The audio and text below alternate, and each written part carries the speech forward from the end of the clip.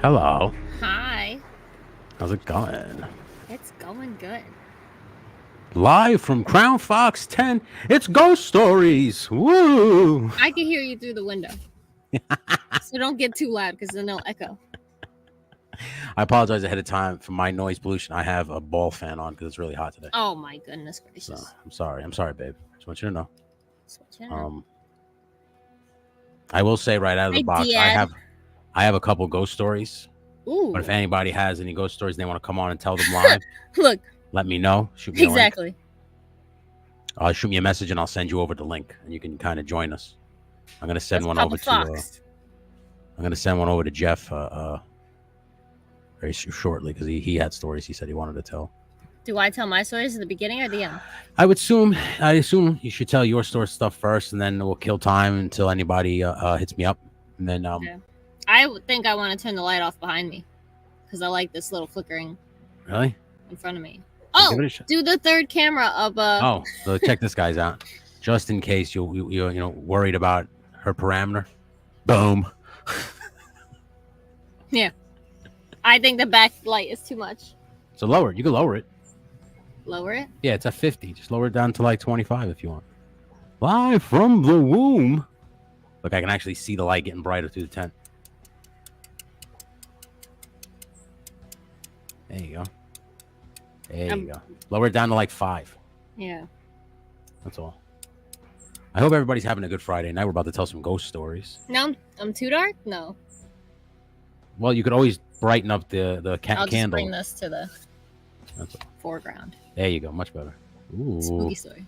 Spooky stories with Crown Fox. Like live from the womb. Live from the womb. Look at that. Oh, and look. Wow, that was loud. I could hear myself echoing outside. Exactly. So don't scream. Yeah. So I'll probably whisper. But right outside. No, go back. I'm about to show them. I'm gonna put it on periodically. Right there, the green light in front of the tent is my EMF detector. So when we're telling spooky stories on All Souls Night and it gets darker, we will see the EMF detector if it turns on. That's interesting. I had it inside in here and it went off way too much with all this. I got, what's it called? With all the plugs. Oh, yeah, surge protector? I got a surge protector in here, laptop, microphone, camera, all these wires, chargers. It was going off crazy in here, so I didn't want to put it in here. So I put it right outside. But as you can see, it's green, so that's it's far enough away from all this stuff where it's not reacting. So if as you can see, it's green right now. If it changes at all, then something's happening. Something's paranormal in the air. So I'm hoping once it gets darker, it'll be cool. And like when we start telling ghost stories, it'll start flickering. I'd pop. Is this my new song?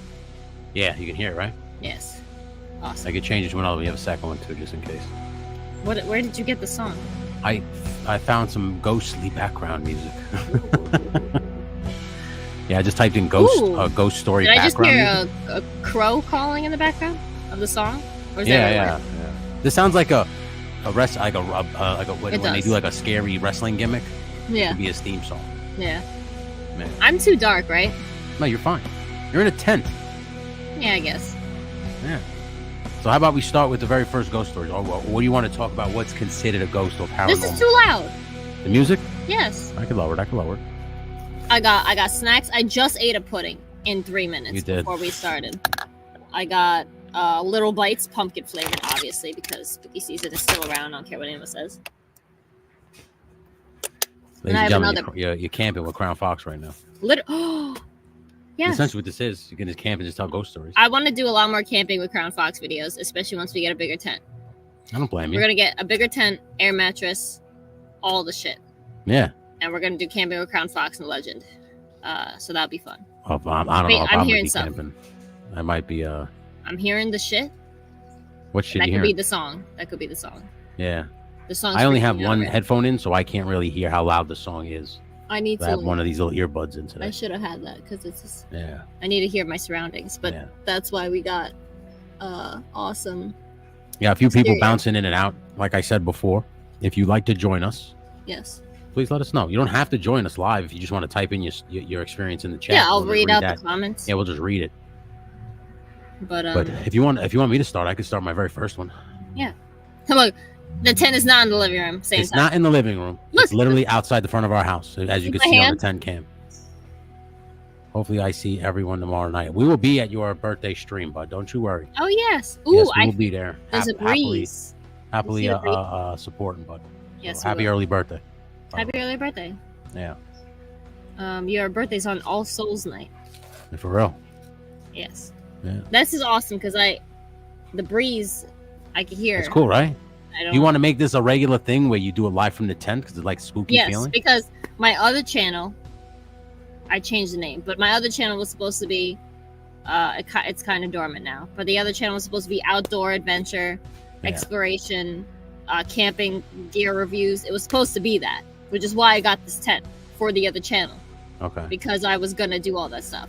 So I never got around to that, but now I definitely want to do that again. Okay. And live from the tent. Awesome. Yes. That's it. That's where she's from right now. Yeah, so I want to definitely do. We're trying something different. Legit. Shane. I wanted, babe. When we go to Whitehall, New York, to search for Bigfoot. Hold on. You better. Hold on. Switching headphones because I don't like the little guy here. I'm gonna tell everyone in the chat first. You better there you go. Bet your ass that we will be doing a camping with Crown Fox in Bigfoot territory. Oh yeah, I like that. Soon, before it gets too cold. Yeah. And according to the guy, they've migrated to Vermont by this time, probably. But there's still leaves on the trees. Yes, the blueprints and the tutorial videos for her wolf mech is on the other channel. Don't even get me started, because I will do that. But I have to. Aw, my dad's wishing you a happy birthday. That's awesome. But there's a gnat in here. Buddy, you're out in the elements. Get used to it. How the hell did you get in here? Let's start telling ghost stories. Okay, ghost stories. You going first? You want Does me to Felix go first? have one? Did he say yes? What happened? Does Felix have a ghost story? Felix left to go do DoorDash. Oh, he already left? Yeah. Oh, that was the car that left. Okay. Yeah. Jeff just woke up. He said give him a few, so we're gonna give him a little bit to wake up. What's your ghost story? Have I heard your ghost story before? Probably. Yeah, probably. I did. Mikey, I said, I don't know if JMK Customs is still in here. I sent you a message as well. Look. Unfortunately. Yeah, I know. Trying to explain to her. No, he must have snuck it through one of his little tent holes because I don't know how else he got it. But buddy, it's been warm ass weather, so just expect the bugs for a couple more days and weeks. It's okay. I'll name him something. All right. I'll tell my first ghost story. All right. Okay. So I was living in Middle Village, Queens. Yes. Okay. It was I would say, mid to late 90s. It was right before I moved up here. So it was probably like between 95 and 97. Oh my God. I was 2. Jerk. And we were walking down the street, me and my buddy Tom, who's still a friend with me to this very day. And we were like walking by a cemetery, and we were it was very late at night. It was like 11:30, and we were walking home after watching a pay-per-view, I think, at somebody's house. And this guy, all in white, literally take that back. He was all in black. This one, I haven't a man in white story. But he was all in black with it was like a long black trench coat, and he literally was walking towards me and Tom. So me and Tom were walking like this. He's literally would be coming right in between us. Okay. Was not breaking any stride. He just kept walking. Okay. Me and Tom had to literally move out of his way because he wasn't gonna move. Right. Yeah. He comes walking right by us. We have to kind of sidestep him. And just as we turn around to say something to him, gone. I mean, gone. Wait, he had already passed you? He had literally, just as he came right out of the peripheral, we turned around to say something because like you could say excuse me or some shit like that. Went to go do this like that, gone. Me and Tom were just staring at each other. You would have squared up. Yeah, because he was outnumbered. But that's besides the point. He was outnumbered. All right. He walked by us, came right out of listen. My hand came right here. You see where my hand is? Yeah. Literally just out of my peripheral. Just as I turned around to say something to him, I'm just staring at Tom. He was gone. Just wasn't there. But me and him both saw this, and he was a giant guy. He was all in black with a long coat. He just come walking right at us. Like a vampire coat? I mean, I guess so if you want to call it. Like, it was a long black. I don't know if it was leather. I don't know what it was, but it was a long black coat. That's creepy. That's awesome. Yeah. I do remember you telling me that story. But yeah, so that was my first story. And that was me and Tom looked at each other and then just literally booked it home because we were terrified. Yeah. How's this lighting? Good. I like Pretty that. It's a little spooky. Got a little spookies. So, now it's your turn. Okay, Give wait, me hold one. on. There's 3 comments. 3 new comments. Okay, cool. Give me one. Are you referring to Same Time Twice? Yeah. I'll put it up. If you're looking for Bigfoot star in the truck, remember those poor people. Oh, Dyatlov Pass. I love that story of the like people in the tent that all died under mysterious circumstances, or some were radioactive or something. Yeah. Yeah. Yeah. I have a few from Middle Village. A lot of spooky ones. Yeah. Because we lived down the street from a cemetery. Yeah. So I lived next to a cemetery. Yeah, a lot of times there was a lot of crazy shit that like that would happen that it would defy explanation. Yeah. So Okay. let's hear your first one, Mother. Let me try and go chronologically. Okay.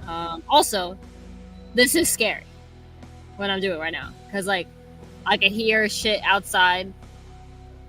Hi. But I'm trying to like listen to you, listen to my externals.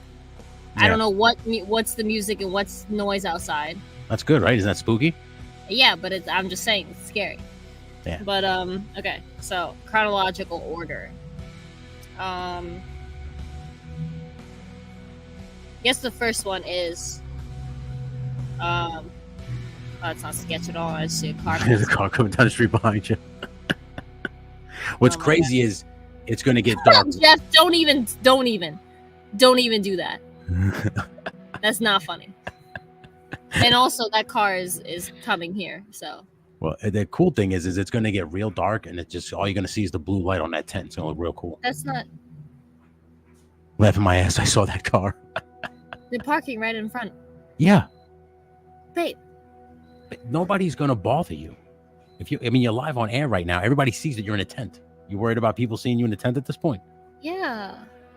You got no worries. Okay. Jeff, we're going to send you a link in just a few short minutes. I'm just trying to pull this story out of my wife here. Let's go. Okay. Hold on, I hear talking. Jesus Christ.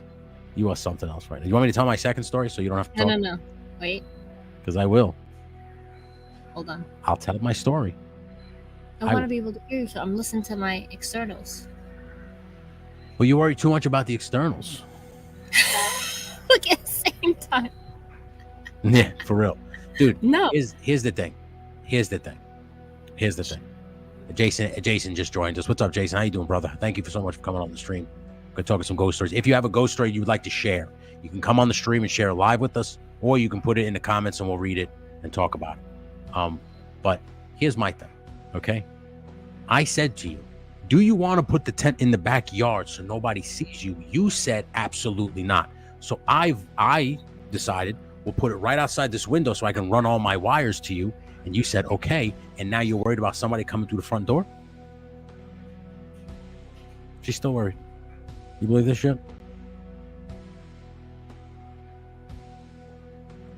They get out of the car. Hey, yo, lady. Okay. No. Okay. So now hit us with your ghost story. Come on. Okay, my first chronological one. So Okay. I don't know how old I was. It was probably, I don't know. My dad can kind of help me. Maybe we were in what was it, B10? Was that our apartment? We just called that apartment B10 because that was the number. But I was less than 8 years old because I didn't have my cat yet. Right? So my dad works overnights, and so it was my first time pulling an all-nighter. So I must have been 6 or 7 or something like that. That's what I was worried about people thinking, Jeff. That was like, did someone just squat on their lawn? Exactly. But so it's I'm 6 or 7. I'm like, I'm gonna pull an all-nighter. So it's my mom, my brother, and I. We're all sleeping in the living room because we did that for fun. Like, we would all watch a movie together with, like, on a mattress in the living room. And but I don't know what movie it was. I hadn't seen Peter Pan yet. I've only seen Peter Pan recently, like in my late teens, early 20s. Like, I haven't seen Peter Pan when I was little, or I didn't see Peter Pan when I was little. So that's an important note. Or if I did, I do not remember whatsoever. So anyway, it's an all-nighter. I probably at some point actually did pass out, but I don't think I did, because I just remember like, oh, I'm gonna wait for my dad to come home, and he came home at like 6 or 7 a.m. So I was like, I'm gonna do this. I'm gonna stay up all night, right? So I get up. I don't remember why I get up, because I think I'm checking to see if he's coming home yet. And then, so there's a staircase here with the front door down here, and then the wall to the kitchen, and like the kitchen at the top of the stairs, right? So the light from the bottom of the stairs is projecting my shadow on the wall by the kitchen at the top of the stairs. And so I'm like in front. I just go like this. I just like Superman pose in front of, to make like my shadow do this, right? And I can't remember exactly what happened, but it's either I moved and my shadow didn't, or my shadow did something that I didn't do. You know what I mean? Okay. It's like I moved my hand and it didn't. Okay. Or opposite, or I didn't move my hand and waved, something like that. My shadow did one of those, and I freaked out, ran back to the bed, and then like 2 minutes later, my dad comes home, and I think I told him what happened. I was like, oh my god, blah, blah. Obviously, he didn't believe me if I even explained it properly, if I even explained it at all. But like, so it could have been just that I dreamt it. Yeah. But I don't think so, because I remember getting up and I ran back to the bed, and then I ran back to him when he came home. So that was my first paranormal thing where my shadow did something I did. It didn't match. Okay, I don't remember if I waved or whatever. Thing. Yeah, that's crazy. So I was like, that was cool. Yeah. I remember, so my second one was the guy in white. My dad's laughing. I was walking down the street, again, with Tom, walking down the street. And there was a guy leaning against like in New York City, there's a lot of stoops. People just sit on like with the little steps that go into the buildings and shit like that. Mm-hmm. So there's this guy leaning on one of the edges, whatever the fuck you want to call it. It has the like the banisters on him. So there's an edge, and he's just kind of sitting there smoking a cigarette, just looking down at the ground. Okay, he's all in white. He's got like I don't want to say like a cowboy hat on, but it was kind of like a fedora, something like that, and it was covering his eyes. So he's down like this, and he was just kind of sitting there smoking a cigarette like this. And we walked right by him. Literally walked right by him. I looked at him. Till this day, I couldn't tell you what he looked like. I couldn't really see his face. Yeah. This was at night? This was at night. Mm-hmm. And what was the outfit like, though? It was completely white. I couldn't tell you if it was sweatpants or if it was like denim. It was all white. Same thing with the dude all in black. Yeah. He's just sitting there. Always same guy. I don't know. And I turned around and look, because we passed him all the way this time. Mm-hmm. We turned around and looked just to see if he disappeared, because I was like, oh, that's hot. He's wearing all white. Mm-hmm. We turned around and we looked, fucking guy was gone. The same thing. I looked at Tom, he looked at me, I said, good night. And I just booked it home, and he went right to his house. Oh my god. Yeah, it was sick. You got vampires. That's my explanation, is that you got vampires. It was and you said that was the 90s? That was when the vampire subculture in the city was very prevalent. That was not that was mid-90s, man. Yeah, that's when all the vamps were out. Yeah. So I have a couple more down there too. Yeah. Mm-hmm. So we're going back and forth with ghost stories? Yeah, go ahead, your turn. Okay. Chronological order. I just want to point out, if anybody has any stories, just share it in the comments. If you don't want to come on live, it's completely fine. Yeah. Or just give your thoughts on these stories if you don't have your own story. I guess the next story is when we lived in another apartment right next to a ash figure attic. Could be. I didn't hear that Gangrel music, bro. If I would have heard that Gangrel music, I would have been looking up for the bloodbath. But you do know I told you the Gangrel is from Vampire the Masquerade. I know he was a big player. He was the guy who portrayed the character. I forgot his real name. Was a big fan of that game. Yeah, it's like D&D for vampires. Yeah. But okay, so I think it's from this. I think this is the next one. I have a couple from this place, where one of them is okay. So the cemetery was it was a apartment building parking lot, and then the parking lot had woods, and then like tiny ass woods, just a line of woods, and then it was full blown giant cemetery. Yeah, I forgot my favorite clan, but it's not the Gay Girls. I don't like them. It is good shit. Yeah, so we're right next to the cemetery, right? I would see like through the window lights turn on. Okay. In the cemetery, like at night, yeah. I would I would like to, like watch for that. Yeah. But anyway, so one day, I think my grandparents were over. My grandparents were over, and my brother and I were playing in the room, and like they were in the living room, and the door to our bed, we had no windows open, and we're on the second floor. No windows open, nothing to like create a suction. Well, actually, like there was one, I think maybe one window open like that much, but I don't remember. I don't think so. But anyway, so our door to our bedroom would just like slowly open and close like multiple times, and it would go to different like what's it called, widths or whatever. It would open more. Okay, yeah. It would go like a little bit, that would close, open wider, close it. Then one time it like closed, like it didn't like latch fully, but it was like it would like embed itself like right before it would actually like close. You know what I mean? Okay. Kind of like our bathroom door, where it would just like wedge. And like that one time it like was hard, and so my brother and I were like, "What? Why is this door opening and closing?" And so we stood on either side of the door to like feel a breeze, and it literally would just close and open in between us, and we felt nothing. Like we literally spent like 20 minutes trying to figure out this door situation. We even like asked our mom, and like, or I think our grandpa too, was like, "It's like a door keeps opening," and no one was like, "Oh, that's cool," but like, I don't know, you know. And then yeah, so we never figured it out. And one time it was so creepy because we were just like playing video games or something, and we looked, and the door like literally like it looked like, but it was probably just our kid imagination. It looked like the doorknob turned, and like as if someone was like looking, like peeked their head in at us and like closed it. Yeah, you were there, but I don't know. I think you might have been sleeping when it was happening. But yeah, it was like cool. And one other story from the same place. Tell a story because we got a story from Shane. Okay. One other story from there was that we had like toy box that looked like a castle. Not like it looked like a castle, but it was just like a singular shelf, and like the bottom was the toy thing. The toy box, and it had like a cool thing that would open that looked like stone and stuff, and it had a drawbridge, so you could like stick your hand in there. You couldn't really like take out a toy. I mean, you could, but if it was a small toy. But anyway, so we didn't have any toys in there.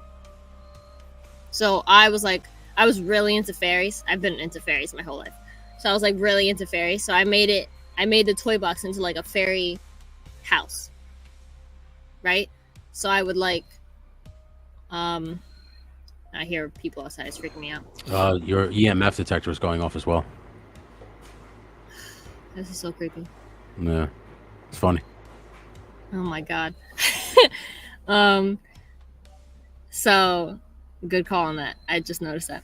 But anyway, so I made it into and also I'm talking about fairies and the things going off now.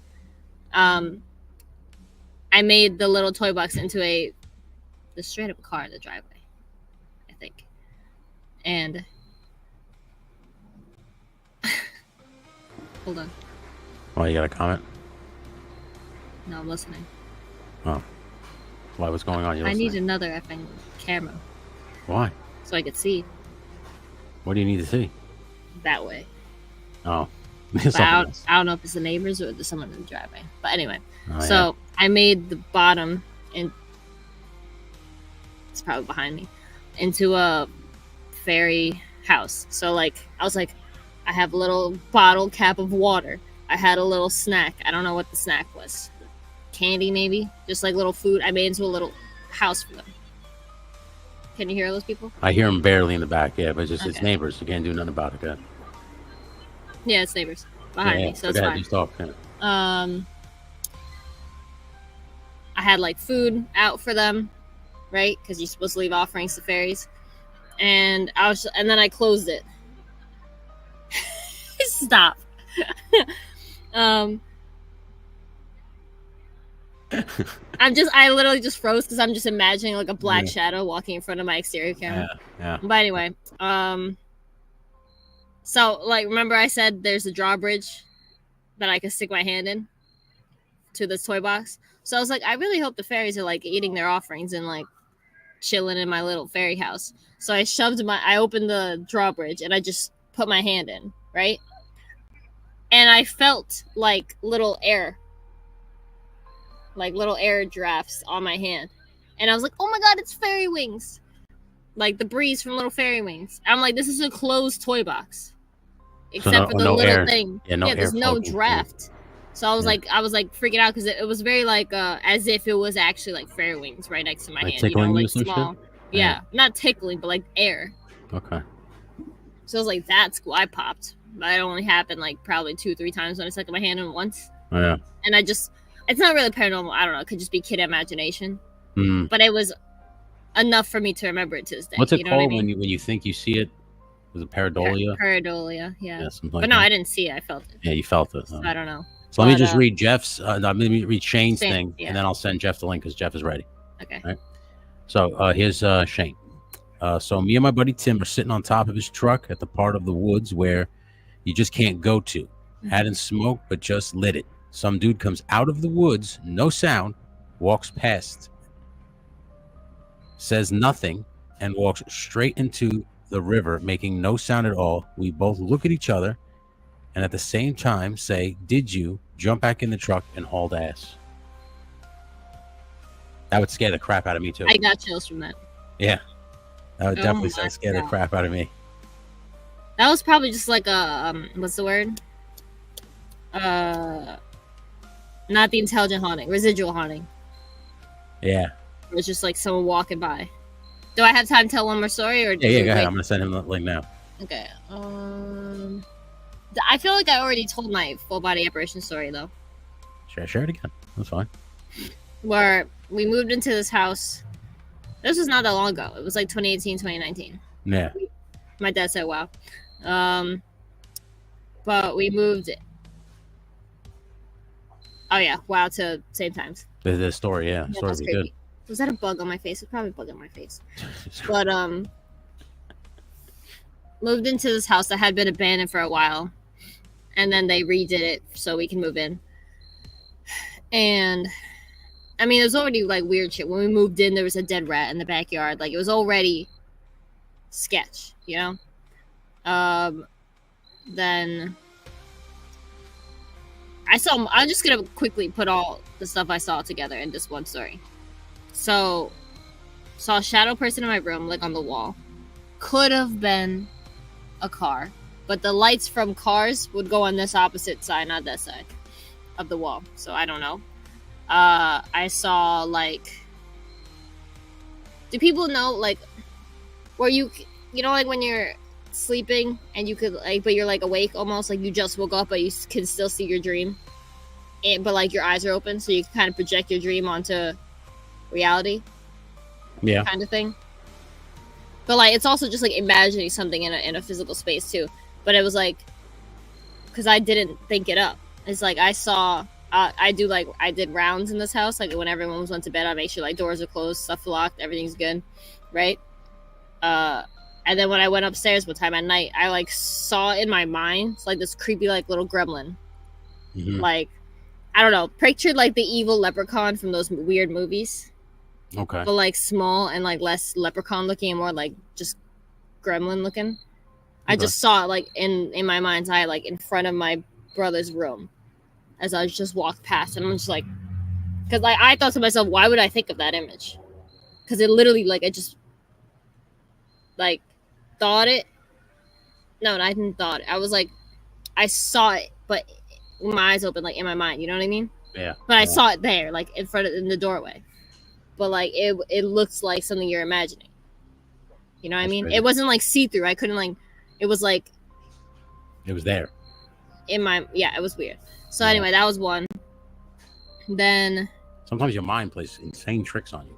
I know my mind's also very very imaginative too. Yeah. But then one morning I woke up and heard the loudest banging on the roof above my brother's room, which is right down the hall from my room on the second floor. Like, no explanation, very loud, and for like maybe 10 minutes on and off. Okay. And I was home alone with my cat, so I call my mom and she rushes home, and it's like there's nothing I can see on the roof. Like, and it just stops. It stops, of course, before she even gets home. Yeah. And I'm just like, what? Like, what could that have been? Just loud banging on the roof outside, like on a 2-story house. Oh my god! And then the piece de resistance. Oh no, there's two pieces de resistances. Okay. The shadow person in the room, and then the full body apparition. So the shadow person in the room was. So again, I'm doing my rounds, and we had this like living room, like terrifying setup. This house was, because it was like not middle of nowhere, but it was the only like residential house on this like back road. Sure, there was like Raymore Flanagan, like another thing and another thing, right? But it's still like this one house, and like straight up like deep ass woods behind us, right? It's supposed to be a commercial building that they made into a residential house, so it's like not in a neighborhood, right? Yeah, so don't listen to this part because it's terrifying. But anyway, the creepy part of the house was that like front yard, like what big front yard, but then there's the doorway, like little closet in the doorway, and then like our living room had one door, and the living room was kind of like a U with doors, okay. Or like kind of. So like you could come in from the back way or through the front doorway. Yeah, it was two. And then it had a closet all the way in the back corner. Okay. So I mean, if you want to say it was somebody who came in the house, you could argue that because there's a lot of hiding spots, and you know what I mean? Yeah. I mean, we're all alive, so if it was someone, it was an actual person, they did nothing to us. But yeah. No sound whatsoever. So I'm walking around, right? And that door by the front door for the living room is always closed. So I didn't go. That's why I didn't go that way. Also, the front door terrified me because it was glass. We had curtain, but I hate glass doors. And okay. Okay. And so I go the back way, which is right by my mom's room, my parents' room, and my mom's sleeping. My dad works overnight, and so it's her room, then the back door of the living room. We had like chairs. So we had chairs, and we had like a little piano, which we never played, and then like table and TV, right? And we had these we still have them, wing back chairs, right? Which when a normal person is sitting in the chair, you can't see someone sitting in the chair from behind the chair. Yeah, because it's wide. They're tall. Yeah. They're tall and wide. Oh, yeah. Right? So anyway, I'm walking the whole house, blah, blah. It's all dark. I don't turn on any lights when I do my checks, right? And then I check on my mom. She's good, right? No, did I check on my mom first or last? I don't even think I checked on her this yet, because I hadn't passed the living room yet to get to her. Yeah. And this thing freaked me out so much, so I didn't do it. So I'm walking, right? Bathroom's here, then living room. Then I look. I take one step in the room. Lights are off, right? I can see shoulders and head blacker than the dark room. Blacker than she is. So she's clearly like shadow. Pitch black. Yeah. Like stand up, as if like a waiting room. You know what I mean? Wow. Like you get called from the waiting room. Yeah. And like as the second I step in the room, they stand up like they were waiting for me. Oh wow. And then but it was already sitting, and I could still see its shoulders. So it's like, how tall was this thing? You know? Yeah. And then so I just freak the fudge out, and I just step out of the room, and I just like wait like 2 seconds, just in shock, and then I quickly go back and turn the light on. How I was this brave, I have no effing idea. I didn't scream. I just froze, and I went back to check. Yeah, for real. I'm like, I flipped the light on. Absolutely nothing. I didn't like go under the chairs and check because it's still terrifying me. I didn't even check on my mom, which is like, if I did, I just like, the door was cracked and I was like, I just glanced in and I like ran back upstairs. Yeah. But it's like, that was like terrifying. Absolutely. And then, not the same day, but another day. Hold on, before you get to that story, yes. I just want to welcome our first guest. Who just joined us. Please welcome to the show, everybody. Everybody's favorite guy in the chats, the one and only, just Jeff. What's up, bud? Good to see you, buddy. Hello. Hi. Guy didn't tell you last story, babe, and then we'll get to Jeff's story. Okay, so oh my god, is that a bug? That's disgusting. So different night. I don't know how far in between this was. But anyway, I'm in my room upstairs. I like finish eating something. And so I bring the plate down to the kitchen. And the kitchen also terrified me because it was right by the back door. Right? So I was like, okay, let me just hurry up, put my plate in the sink and like go. So I come downstairs, everything's fine. I put my plate down and I just like freeze and I feel like the need to turn my head to the left, and that's when I see, like clear as day, like a burly guy, like size. Can't see his face. Like face and hands are not there, but I can see a red plaid shirt, like a lumberjack shirt, blue jeans, and like the work boots. And we're like Timberlands kind of thing. And then I just see like his knee bend. Like, he's fashionable at least. He had Timberlands on. You know. Yeah. But like his knee bend and I blink and he's gone. But I can see it enough to see the red of the plaid and the blue of the jeans or the gray of the tan. I see you saw some distinct features, but you couldn't see too much. But no hands or head. Okay. Like completely gone. Oh wow. And I see through it. I just froze again. And then, like, 2 seconds later, I hear my cat from upstairs. My first cat, Duchess. She slowly walks down the stairs and sits right where I saw the ghost. Like, and just is, like, looking at me, like, waiting, like, are you coming back upstairs? But, like instantly right after. And, like, she was, like, my super psychic cat. Because, like, she did weird shit like that. But that was the best ghost story I have. My full body apparition. And the same location. I'm trying to go back to that house to try and actually investigate it. It's a business now, so I'll see. So Jeff, what story do you have for us? Yes, welcome, Jeff. Do you want American ghost story or European ghost stories? Ooh, how about one of each? Are European ones scarier? Because they were the first they were for me, but I don't think telling the story will be. Yeah. Do chronological order. Okay. So I land in Europe, and I've got a couple of bucks to my name, and like I want to learn how to cook more, right? Like I want to learn how to cook, so like I'm going around and like finding all these places, and I find this like hole in the wall, like cafe, and like the building is really fucking old because I'm in Europe, and every building is really fucking old, and like. I meet the chef and he's like, you know, do you only speak English? And I'm like, yeah. He's like, I'll put you on breakfast. I was like, great. So what he didn't tell me was that he wanted me there at like 3 a.m. to help prep and like bake bread and do all this other shit, right? So the EMF went all the way to red.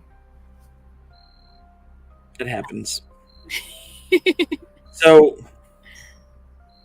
I show up, it's like 2:30 in the morning, and I'm standing outside this place. I've got like, it's right after Christmas because I bailed for Europe right after Christmas and my birthday. And it's cold as shit. There's like 1.5 feet of snow. And I hear somebody legitimately say, Jeffrey. I go, I didn't fucking tell you to call me that. I was using an entirely different name. When I was traveling, and when I do travel, I don't use my name. No.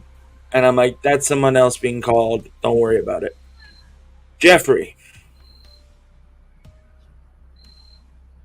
Still standing there. Jeffrey, your brother wants to talk to you. My brother had been dead for 15 years at that point. Wow. Holy shit. So I went, that's definitely not me. Stop freaking out. Hmm. And so soon enough, I feel a breeze across my face, and I'm like, yep, it's cold. It's fucking winter. Hmm. And I hear a whisper in my ear and says, Jeffrey, why don't you want to talk to me? Hmm.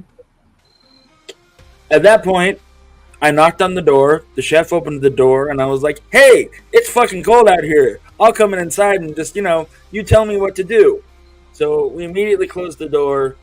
I look at him, and I'm like, what the fuck is this place? It's like, this is an old church. Back in the days before Catholicism, this is where people would come and pray to whatever god that they worshipped, and they would trade food for, like, medicine and, like, stuff like that. I'm like, cool. He's like, what? Did you see something? I'm like, yeah. And he's like, oh, that happened. Don't worry about it. I'm like, fuck. Wow. And wow. That's so that was like the first, like, oh shit, this is not good. Mm-hmm. Yeah, and so I keep traveling around Eastern and Western Europe, and I'm having a good time. I'm learning to cook. I'm doing all the things, and like, I met up with like some paranormal ghost hunters or whatever, and like, they're cool dudes. They're all from Spain, and like, nice. they've got that chutzpah about them, and they're like, hey, we're gonna go explore this old castle, and like, blah blah blah. Nice. I'm like, I have nothing to live for. Let's do it. So, pile into this van, and like, I don't know, 2 days worth of travel, and make it to this old castle. Wow. And like, it's not like a touristy castle like every other castle in Europe is. It's like fenced off, and like, do not enter signs, like a penalty of law, all this other stuff. Oh, wow. And of course, me being a stupid American, I'm like, I can't read any of that. And they're like, good, don't worry about it. Yeah. Wow. And so the leader of the group, Lorenzo, Yeah. he looks at me and he's like, so supposedly what happened here was that a man went crazy, killed his family. Okay. I was like, yeah, that's typical ghost story bullshit. No. Like, yeah, but it gets better. And I'm like, do hell. He would invite orphans to live there in the castle, and then he would arrange a meeting with God for them. Oh my god. So I'm like, shit. cool. And so he hands out our, this is before smartphones and all that stuff. So he hands out my EMF, and like, he's like, here's your tape recorder. And I was like, no worries, man. I got a digital Sony recorder. He's like, cool. Did you bring batteries? Of course I did. Good. You're going to run out. And I'm like, whatever. Oh, wow. Yeah. So, and like, this is one of the most dangerous hunts I ever did, because it was a solo hunt. Oh, wow. Yeah. And he's like, here's your map. I'm like, cool, can't read this. Put that in my pocket. Damn. And, here's your flashlight. And he hands me this dinky thing. And like, I'm an American. Yeah. I just pulled out my Magnum and was like, nope, covered. So, got my backpack on, got my loop, throw the Magnum through the loop, hit the light. Yeah. And I start descending into like the bottom layer of the castle, not like the. Oh, damn. So I'm like, okay. And I'm making a joke of it. I'm laughing about it. And like, flashlight starts to flicker. It's Magnum, I'm moving around. Of course it'll flicker. Retighten, do all the things. Keep walking forward. Flashlight starts to go to like fucking house party rave mode. I'm like, is it on the button? It's not on the button. Okay, if you hold the middle of a Magnum button down, it'll flash. Okay. Right? Yeah. So, Dano's in the chat, he knows. Yeah. So, I'm like, okay, so I switch it to my hand, and I'm doing this shit, and my EMF reader is going off, and I'm looking at my flashlight, looking at my EMF, and I'm going, gotta be ghost. I put that away. So I click on the voice recorder, and I'm like, is there anybody here? I would like to talk to you. Yeah. Now, it's whatever. Okay, I'll have to rewind and do the sound thing and all that other shit. Mm-hmm. That's why I don't like fucking voice. Like, I don't like it because it's bullshit. Yeah. I'm just gonna rewind this, and then suddenly there's magic, and then like I'm also of the opinion that like every ghost you encounter suddenly knows English, no matter what country you're in. Yeah, that's weird.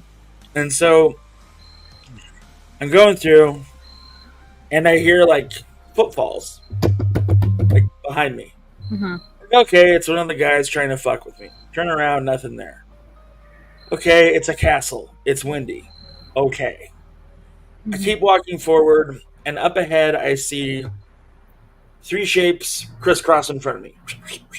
Oh wow. 3 different rooms across from me because I'm walking down this hall. I'm like, okay, homeless people have moved in here. And so I go down the hall, look in the first room, nothing. Look in the second room, nothing. Okay. Turn around, and in a flash, I see a 6-year-old in like an ancient like bathrobe standing there. Like he looks to be about 6, right? Wow.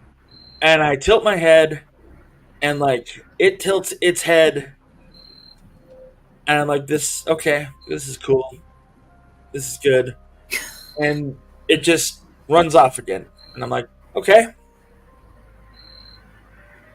Wow. someone has poured mashed potatoes down my pants. And but I just kept going, and like I'm recording, I'm doing all this stupid shit that you see all the stupid ghost hunters do. Yeah. Murphy's, hello. And you know, I eventually get to the point where I'm like, okay, my digital recorder drains its batteries, and I'm like, well, that's fucking weird. So I put in new batteries. Yeah. It's getting colder as I keep going down into this castle, like freezingly cold. I'm like, it's a castle. I'm underground right now. Man. Logical explanations, right? Mm-hmm. And like, so I say, you know, my name's Jeff. Would anyone would like to talk to me? And I hear C. Oh wow. I'm like, I know what C means. I'm American. I got a couple words. Donde está la biblioteca? Where's the library? And I'm like, okay, yes or no questions. Is that all right? C. Are you alive? No. Wow. Are you fucking with me? No. And we're talking like 4 to 5 seconds in between responses. And this is like when you play it back? No. No. This was live. Oh, like you hear. Oh, okay. Wow. There was more mashed potatoes being poured down my pants as I kept on doing this. Like, are you here to hurt me? See. What? Holy shit. I was like, okay. Is it because I'm an atheist? See. Oh. You have a nice night, sir. And I turned around and left. Oh my god. Oh shit, man. I came up to like the guys. I grabbed Lorenzo and was like, listen to this. And he looks at me and he's like, holy shit, that's amazing. Da da da da da. You want to go back down there? No. No. No, I don't. I'll be in the fucking car. Yeah. Let me know how this goes. Oh my god. It might have been a homeless guy. It might have been some sort of entity. I don't know. Yeah. But that moment on was like when I was like, okay, it's time to learn. Yeah. So I went back to Western Europe, above Spain. I don't remember where. It was England.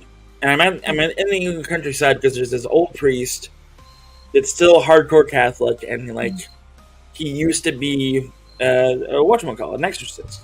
Oh, nice. And so I'm like, okay. So I find him through my connection with Lorenzo.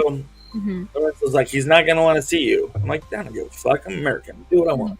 Yeah. So I'm cooking between all this time too. I'm getting really good at breakfast food. So that's all I get hired for. Yeah. So I make it to this guy's house. It's like it's a nice little like shack. Uh-huh. Very, very humble. Nice. And like I knock on his door, he opens up the door, he looks at me and he says, what do you want? I said, I want you to teach me about things that are beyond the veil. Mm-hmm. And he just kind of looks at me. He looks at me a little bit more. Yeah, all right. Okay. Yeah. So he invites me inside. he's got, bookcases and bookcases, no TV, none of that, no modern technology. It's like going back in time. Yeah. So he hands me a couple books, and he's like, I want you to read these. I'm like, okay, great. Well, what am I going to do? And like, and how long? He's like, it takes however long it takes. Mm-hmm. I'm like, okay.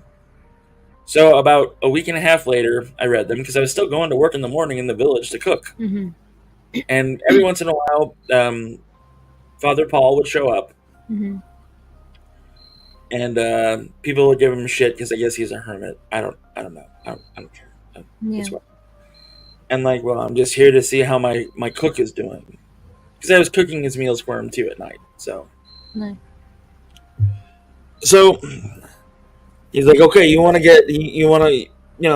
looks at me and says, how can I explain this to a man of your age and of your sensibilities? I said, I don't know. You fucking tell me. He's like, first things first, you need to stop cussing in front of me. That's very not good for you. I was like, okay. He's like, I'll quote Michael Keaton. I was like, you're going to quote Michael Keaton? I wasn't always a priest. I was like, okay. You want to get nuts? And I was like, no. He's like, well, let's get nuts. So we got into like his car that is basically the size of a Geo Metro, but smaller because Europe. Yeah. And I'm 275 at this point, 275 pounds. I still got like the football physique kind of going, but I'm still 6'2". Yeah. So I get into his car, and it's this. Yeah, let's go. And so we travel about 100 miles, and he's like, a family called me and told me that their daughter is possessed. And I was like, well, that's bullshit. Yeah. He's like, probably. Okay, cool. He's like, if it's ever a case of possession, they're not going to call us. I was like, well, who would they call? They call their local church. The local church would call the Vatican, and then in 7 months after the girl died, they would come and say she's not possessed. Oh. After she died. Yeah. Holy shit. Yeah. And he's like, it takes a lot. I was like, okay. So we get there, and like, he looks at me and he's like, you were brought up Lutheran, right? And I was like, yeah, I was brought up Lutheran. He's like, great, put this on. So he gives me the little thing that goes around my neck. He spritzes it with holy water. And I'm like, but I thought you said this is bullshit. He's like, it might be bullshit. If it's not bullshit, we're in trouble. I was like, okay. Yeah. How are you on clearing your mind? I'm like, He's like, oh, that's not a good answer. I said, yeah, I know. So we go into the house. This lady's like, my daughter is saying things, she's doing things, and all this other stuff. And we're like, okay.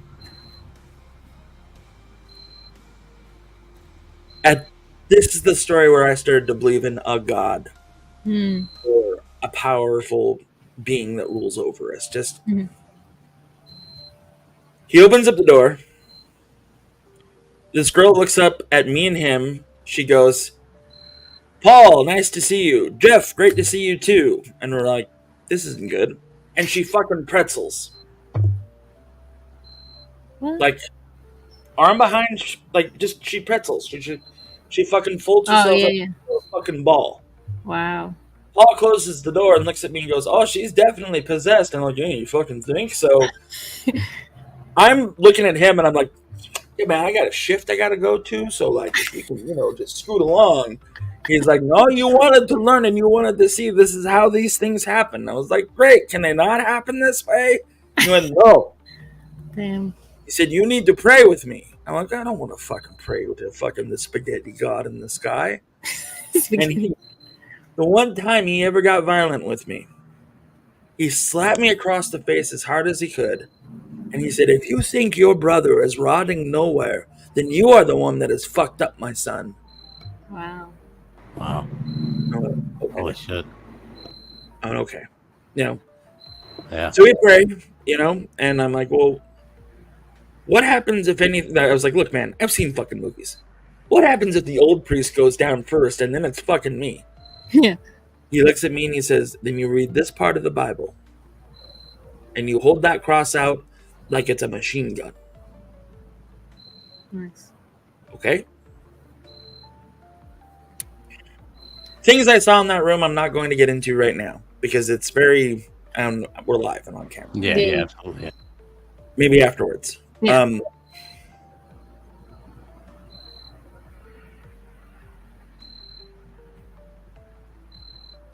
You know how like when you see a face do something it's not supposed to do? Yeah. Okay. Yeah. And then we were standing there, and then once it was all done, the face went back to sort of a normal looking visage on. Mm-hmm. And like, I'm tired, he's tired. 12 hours had passed since the last time we opened that door and closed that door. When we went in and when we went out. Oh wow. And I didn't realize it. Mm-hmm. And we get in the car.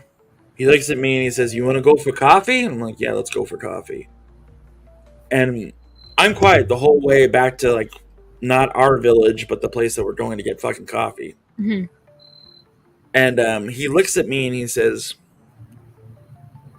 "You thought this was all fun and games?" I said, "I thought that I was going to see a spooky, scary ghost and then, confirm that there's life after death." He's like, "It's not about that." I'm like, "What the fuck are you talking about?" He's like, "Not to sound, cliched. It's good and evil. That's all it comes down to." Like, okay. Look at the EMF. And I said, okay. So I spend a couple more months over there. I go home in August of 2001. September 11th happens. Mm-hmm. I wait a year or two, Mm-hmm. go back over there for a little bit, get some more knowledge. I tried to visit the Vatican. They wouldn't let me in. Like, I couldn't visit the Vatican. Like, I wanted to go attend a couple other classes that they hold for the public. Yeah, I wanted to do that too.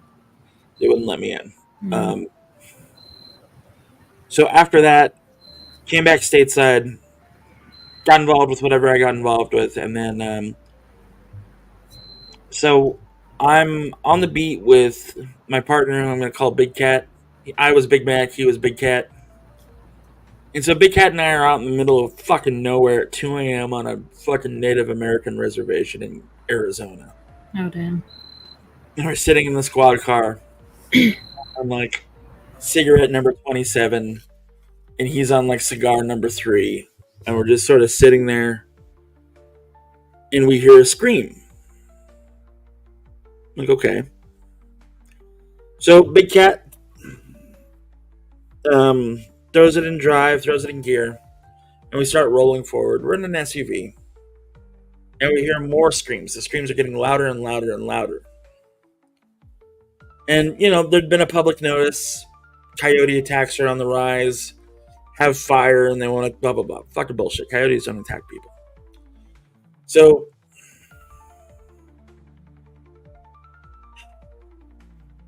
So we get there, and, like, there's I don't know what to call them. Carvings of like statues in a circle. And we know this place to be like one of their holy grounds, okay? We know that once we go up. And we're seeing this bonfire, and we're seeing shapes in the shadow of the fire move like all over the place. And Big Cat looks at me and he says, "Does that look right to you?" And I said, "No." He said, "Well, what do you want to do?" I grabbed a fucking pump and opened up the door, racked it, and started walking forward. Big Cat's coming with me. He's got my 6. Head's on a swivel. We're walking, looking and watching all around. We hear more screams from the circle, and we see bigger shadows moving, like in the firelight. Is it like male or female sounding screams? Or like we can just unintelligible screams kind of thing, yeah.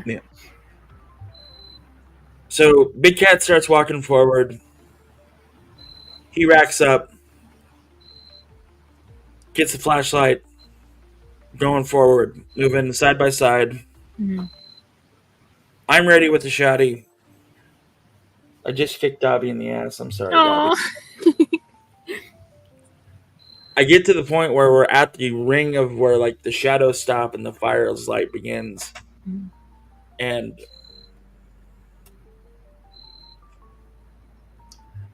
For the record, I think Sasquatch is bullshit. Okay. I see a dog man wolf on his hind legs. Really? Wow. And I look at Big Cat. Big Cat looks at me and I'm like, you fucking see that? Yeah, I fucking see that. What do? We fucking get in the car and go. Yeah.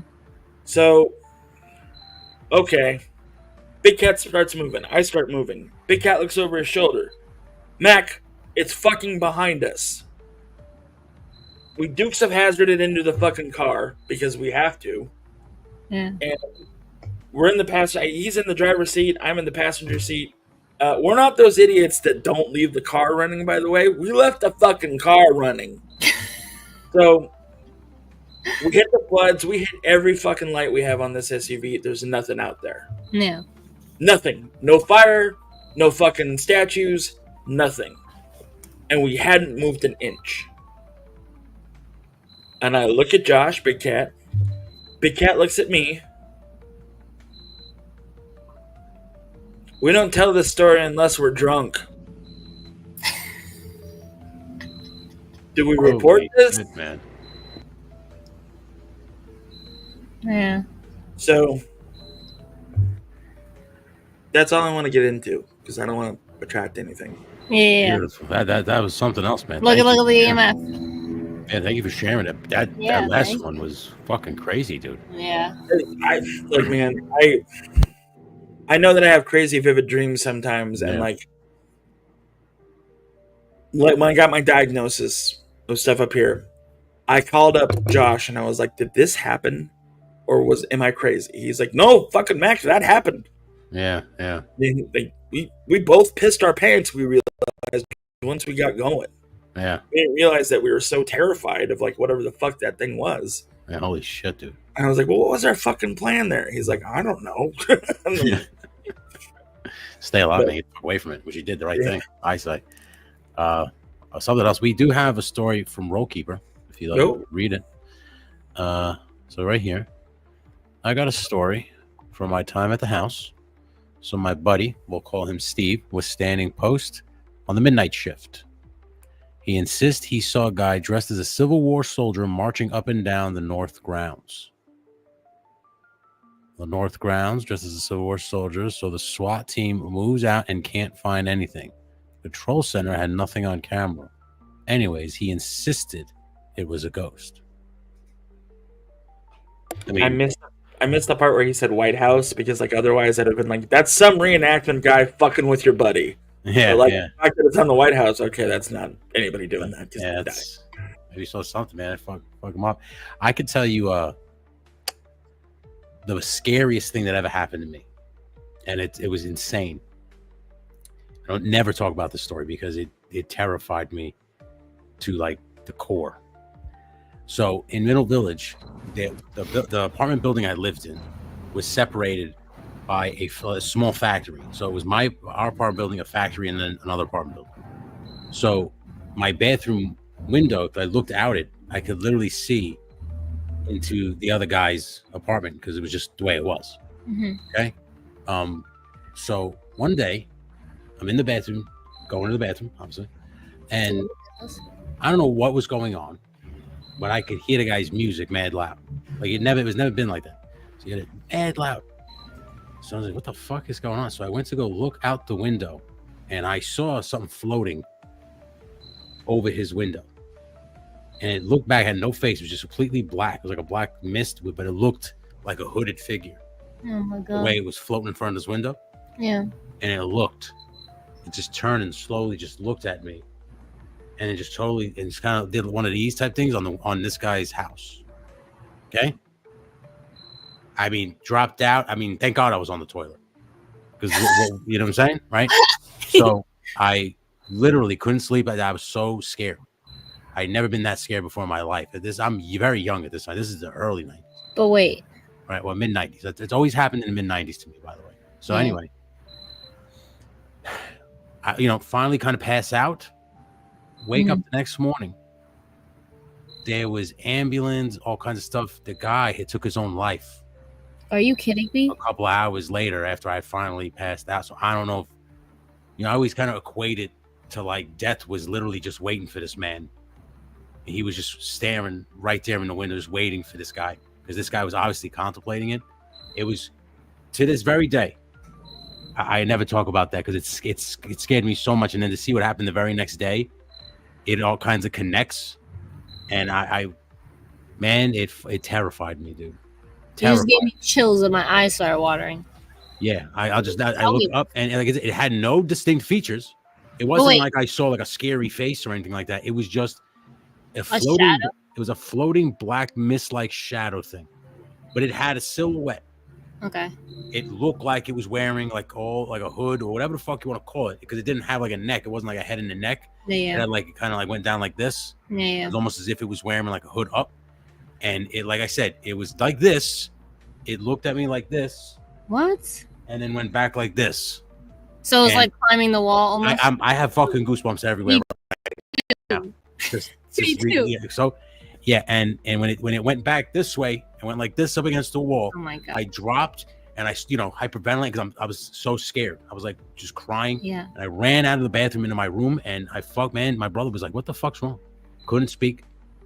Had to stay up. We put on wrestling, and I stayed up until I passed out. Wait, you were young? I was mid 90s, so I was 12, 13. Okay. Yeah. Yeah. So I was. Wow. I mean, it scared me to my very core till this very day. One of those things I do not talk about because it was so. It was so fucking real. I want you to think about this for just a moment, and like, just now that you can talk about it now, is that's not something to be scared of. That thing that you saw is not something to be scared of, simply because it has a job, right? And like, yeah, it's not there to take that life, right? It's not. It's there to help them to the next step. And like, a lot of people get that misconception that death is here to fucking kill me. No. Yeah. The creature, the figure, whatever, the reaper, whatever you want to call it, there's only one type of thing that guards that fucking barrier, and like only one thing, and for the most part, they're not there to hurt us. Yeah, that was the thing too.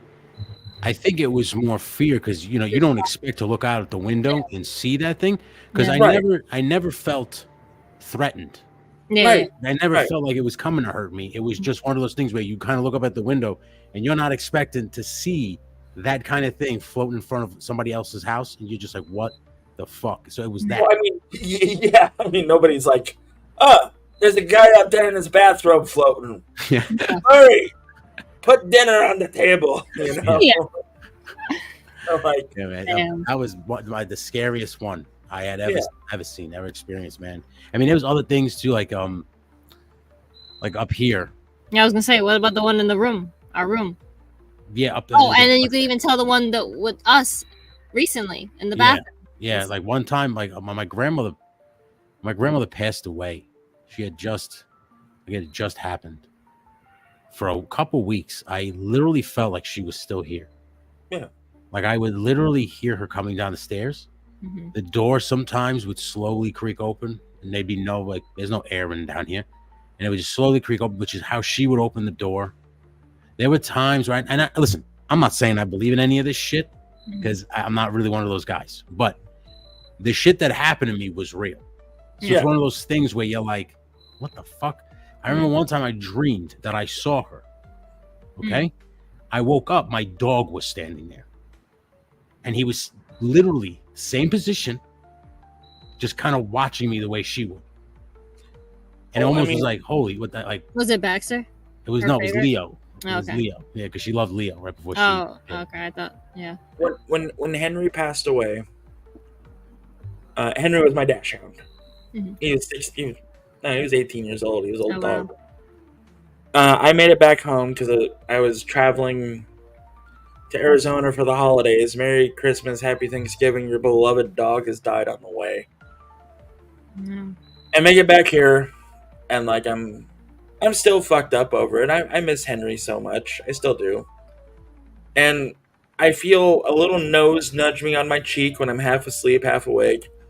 And, Dobby's down at my feet. That's where he sleeps. and I'm like, "Hi, Daubers," and then I feel the slow lick that only Henry ever did. Mm. Henry didn't like lap up like he was drinking water. He would just give Yeah. you the slow lick, Yeah. and then the feeling of like him nestling against me. That's what Henry always did. Mhm. Nestled up against my chest, and I was like, I'm either psychosomatic right now, or that's my fucking dog telling me he's okay. Mhm. I'm gonna go with that's my fucking dog telling me he's okay. Yeah. And that's one of the happier stories that I have. Yeah. I didn't even think Yeah. to share about pets, because when my cat died, my first cat, I had her since I was 8 years old, and she was 17, I think, and so she would always sleep by my feet, Mhm. and so I think it was like maybe 2 days after she passed, or the next morning when she passed, I felt like 5 a.m. like the jump on the bed by the right side of my feet, and then I felt like the slow like walk where she would lay on my left side, like right at the other side of my feet, and I like woke up, like felt it, and I went back to sleep. I'm like, oh, that's her. Like, so that was nice. And then another thing was I had her ashes, like the box of her ashes, on my. It was like a bookcase right next to my bed. I had the paw prints, and yeah, she was awesome, and her paw prints and like her toys right next to her ashes.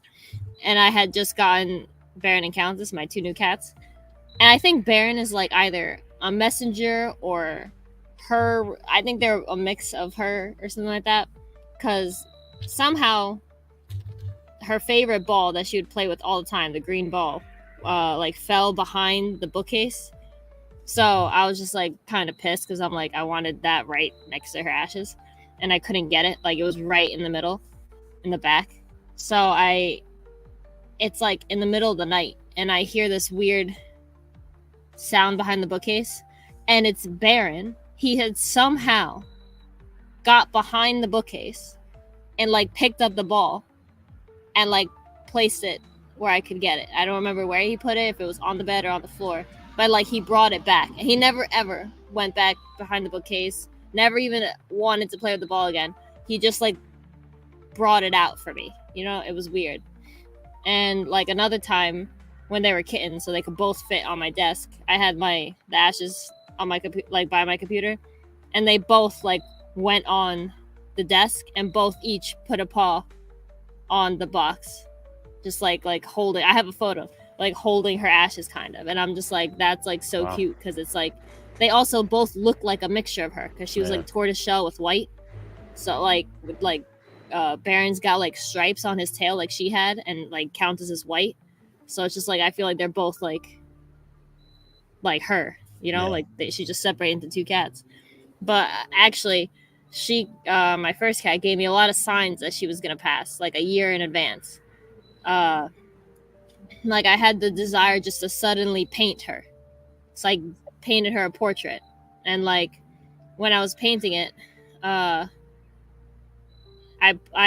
thought, just like a random thought popped in my head. I was like, she was born in 2003, so I was gonna put 2003 to 2020, and I'm like, why would I do that? I don't want to like put an end date on her thing, Yeah. This was a year before. It was like 2019, and actually, if I go back, when we moved into an apartment, like I had her since I was 8, so we had moved a lot of times with her, right? Like I don't know how many apartments and houses we moved.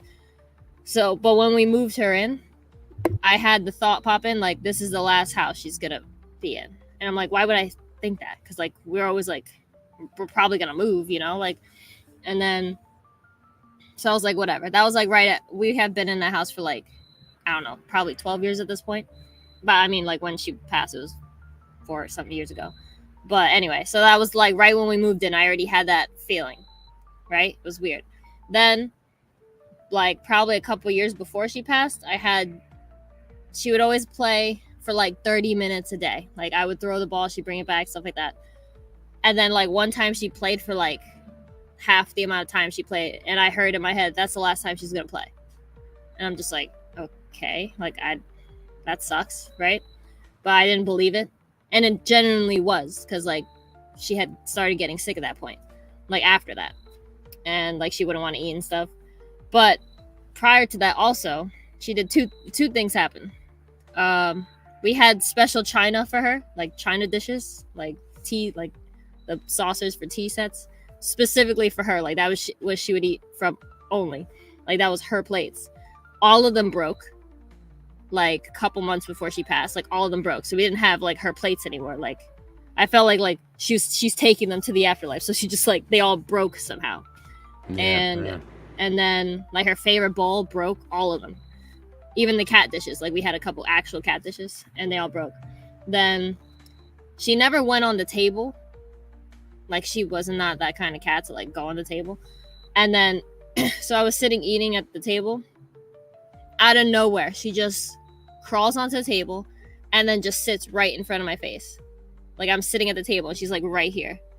Like we're just staring directly in each other's eyes and she just like looking at me and I just have a feeling like she's like telling me like I'm going now or something like that.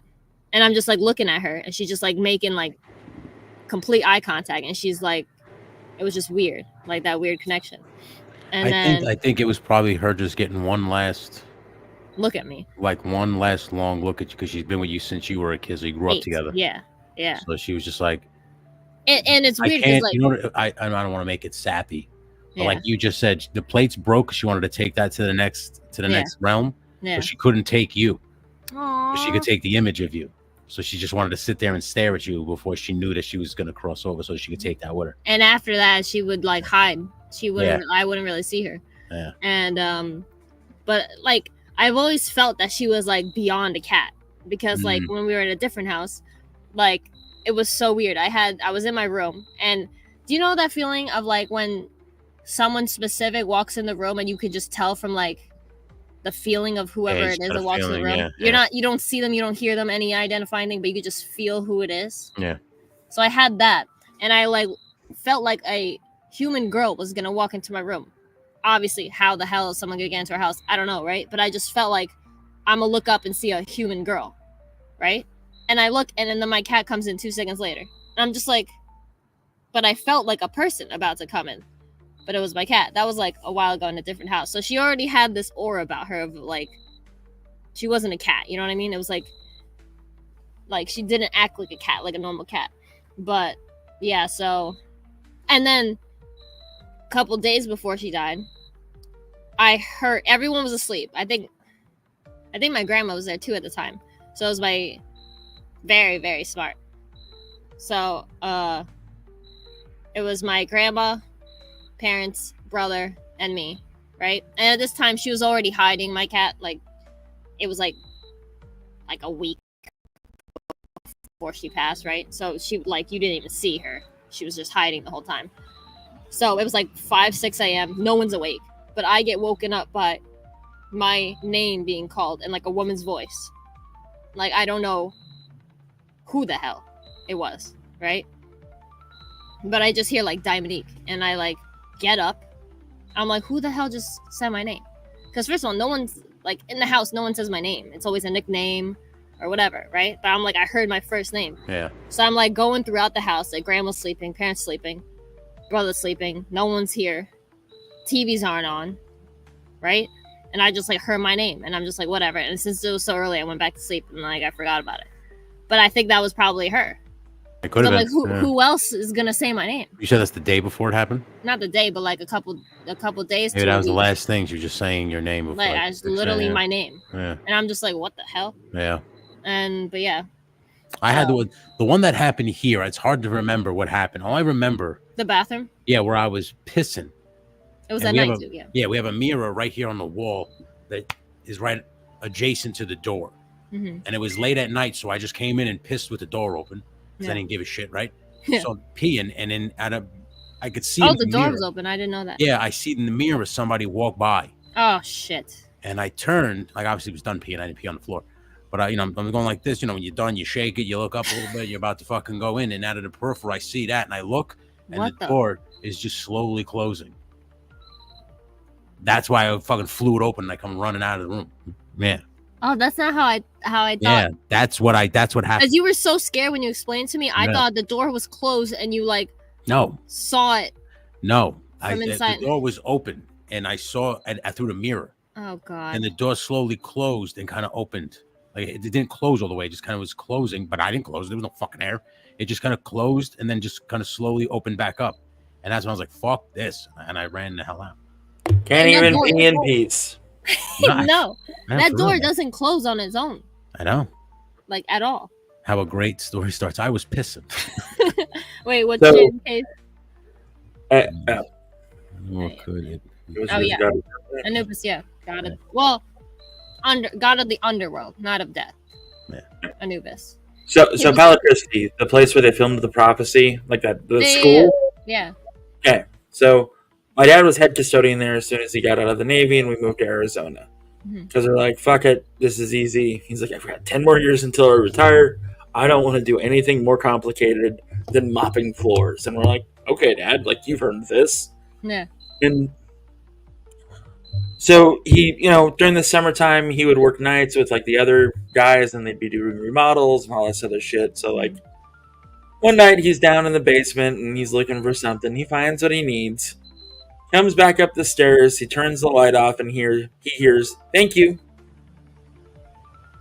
Wow. And my dad simply went, "You're welcome." And then, quote, "I rushed my fat ass up those stairs as fast as I possibly could." My dad and I worked for this behavioral institute in Arizona where it was delinquents with behavioral health issues. This is what led me to law enforcement and everything else. Yeah. And so it's this big house, and it used to, well, it was the mortician's house where he did all of his work back in the day. Oh. And a huge house. It was a huge house. So like you'd have the reception area, and then you'd have his living area, and then you'd have the crematorium. Like it was a separate building. And so I'm working nights one night because that's the card I pulled, and I wanted more money, and So working nights, I do my bed checks. All the boys are asleep. All of them are out, all in their rooms. If a door opens, we hear an alarm. And I start hearing like disco music. Like bum, bum, bum, bum, bum, bum, bum, bum, bum, bum, and like people like talking, like they're talking over each other, and like drink glasses like clattering together and like everything else. And I'm like, what the fuck is going on? So I start looking around. One half of the house, all the doors are closed.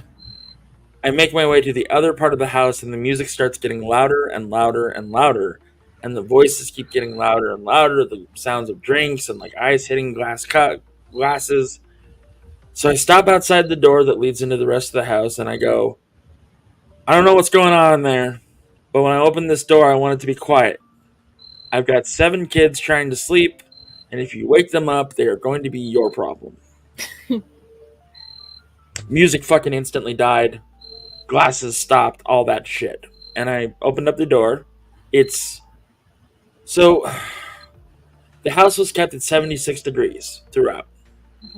I walked in there and I saw my breath. And I went, "It's July. It's Arizona. It's at night. This shouldn't be a thing." Yeah. And I'm like, okay, cool. And so I keep walking around. I'm freshly back from my European adventures, and I'm looking around. And so I say, fuck it. I sit down in the middle of the room. I don't know what I discovered. Apparently, back in the day, they used to have big parties there and shit. So, Oh, wow. and so I sit down in the middle of this room. I pull over a desk. I pull over a chair. I bring out a paper, like a piece of paper. I get my pencil. I go through my meditation practices. I clear my fucking mind. I kill the lights in this room. And I just write, "What do you want?" I close my eyes. Leave the pencil down. I don't feel my hand go for the pencil, but there is a reply with, "Why?" Question mark. I wrote, "You're dead." "We don't feel dead." Wow. Okay. And I wrote, "If you harm anyone, I will send you where you need to go." And they replied with, "No harm, just fun." And I went, that's not fucking good. Because fun is not good for seven boys that are going through behavioral health issues and think they see shit, and then all of a sudden they actually are seeing shit, and that's not good. Yeah. So I wrote down, no fun, I will get rid of you. So I crumple up the paper because I'm like, yep, they definitely saw this. And I rip it up and I throw it in the trash can. I'm sitting in the kitchen doing my paperwork. And I'm focusing hard on my paperwork. And I hear like a snap, right? I'm like, okay, whatever. 1, 2, 3, 4, 5 of the drawers that are in this kitchen pop out simultaneously. I go, okay, cool. Go to my car, grab my Bible. And I start giving them last rites. Because fuck these things. And as soon as I finish the second to last line, the trash can flies to the floor. Like the trash can literally moves 2 inches and falls over. And I'm watching this and I'm like, yep, cool. Yep, I should totally be scared of you, but I'm not. And after that, there were no more problems. I talked to my dad about this because he also was the other night guy. And we switched on and off. And I was like, Dad, did you ever see any of this shit or hear any of this shit? He's like, yeah, I've heard the music before. And I've always just like told them to shut up. And I went, oh. Holy crap, man. He's like, why? I was like, because that happened to me the other night. He's like, well, once you tell them to shut up, they usually leave you alone. Yeah. I was like, okay, Dad. He's like, why? What'd you do? I did the same thing and nothing else. And he just kind of looked at me and I was like, see you later. Yeah. But there's a lot of weird shit like that in Kingman, Arizona, particularly. Yeah. Like Clacks Canyon, a woman went mad and killed her entire family in a cabin back in the 1800s. There's a lot of so rumor has it is that La Costa Nostra, they can't go to Vegas, but they can go to Kingman because it's 90 miles away. So like, there's a lot of bodies in our surrounding area that the police and sheriff's department have found. So like, even the old high school that I went to was featured on Ghost Hunters with that idiot whose name I can't remember, Nick or something like that. Yeah. But but part of the stuff that he went over was very true, very, very, very true, and like other stuff, like 90% of it was false. Like when he opened up like a leeway into this. So backstory. Lee Williams High School was built on a cemetery. Legit built on a cemetery. They moved the bodies back in the day to build this place, right? Wow. And that's where the football field was. And people would always say they'd see things at night, like runners, things like whatever. I didn't give a shit. But like when like the local paranormal group went, I found out they were going because a buddy was in it. And I was like, hey, man, I'm going to go with you in there. And he was like, I don't know. Let me ask the fellas. And like the fellas were like, yeah, of course I can go. The more the merrier to believe. And I'm like, okay, these guys are fucking idiots. So we're in Lee Williams. It's like 2:30, 2:45 in the morning. And, you know, we've got all the lights down. And I'm with my fucking Magnum, the one that came with me from Europe. And like, I go to like under the stairwell where this was featured prominently on the show, like it's a portal, it's a whatever. Yeah. And so I open up the door because we heard banging on the other side of it. And like I look at my friend Joe. His name's Fat Joe, but Joe. And I was like, Fat Joe, I'm gonna open up that door. He's like, I don't think that's a good idea. And I was like, no, we're investigators. We're gonna investigate.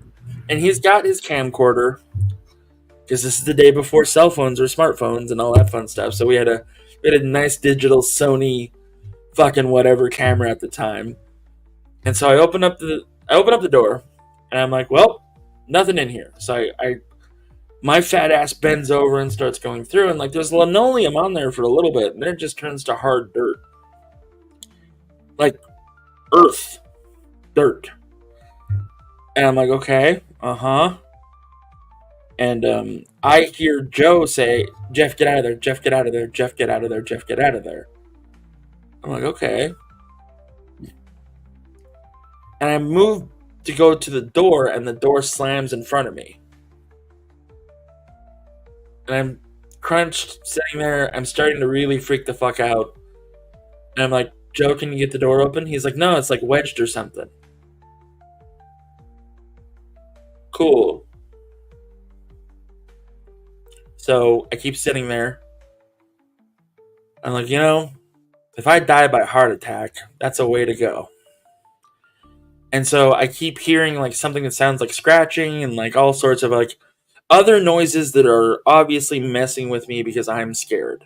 So like the power of, like not belief, but the power of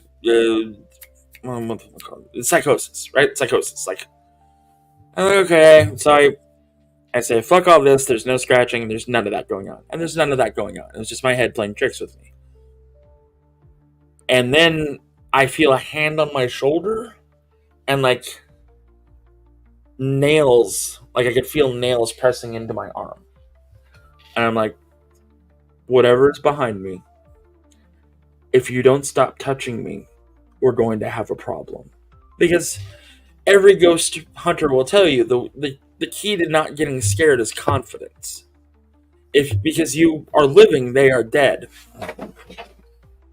So this thing, I'm wearing my X-Men t-shirt. It was my favorite t-shirt of all time. It was a blue shirt. It had Wolverine. It had the whole entire fucking Alpha Team on there. So like, while Alpha Team's fighting Magneto, Gold Team was getting sandwiches for everybody. That's how I used to say it. So it was like Wolverine, Cyclops, the big names on Blue Team or whatever the fuck it was.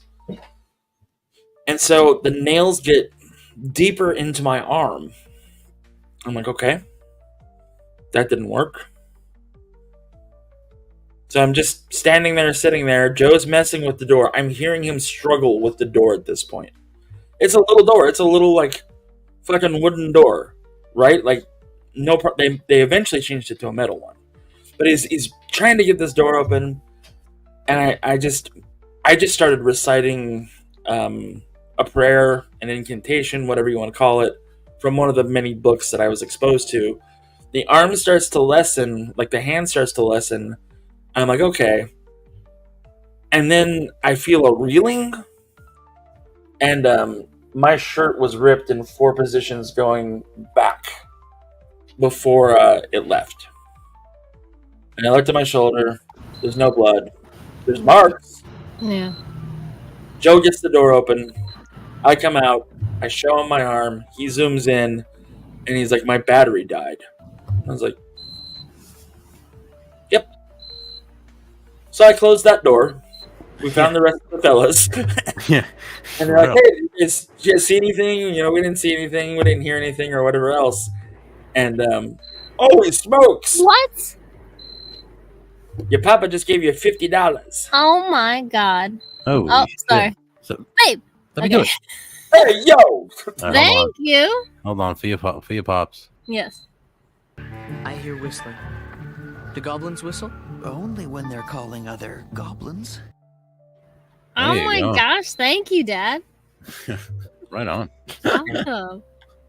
But so my favorite X-Men shirt got fucking ripped because of fucking, Terrible. Damn.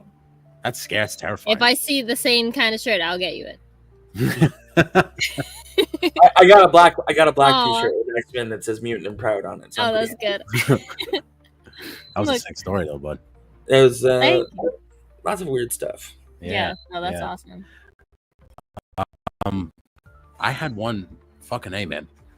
I was around that goddamn cemetery in Queens, where we were just walking, right? We should to go back and do an investigation. something, yeah, because we were going to the Chinese restaurant, and the Chinese restaurant right there is at the end of it. So like you walk kind of down the back part of the neighborhood, and right there you come right on Metropolitan Avenue, and right there was a Chinese restaurant called Kowloon Kitchen.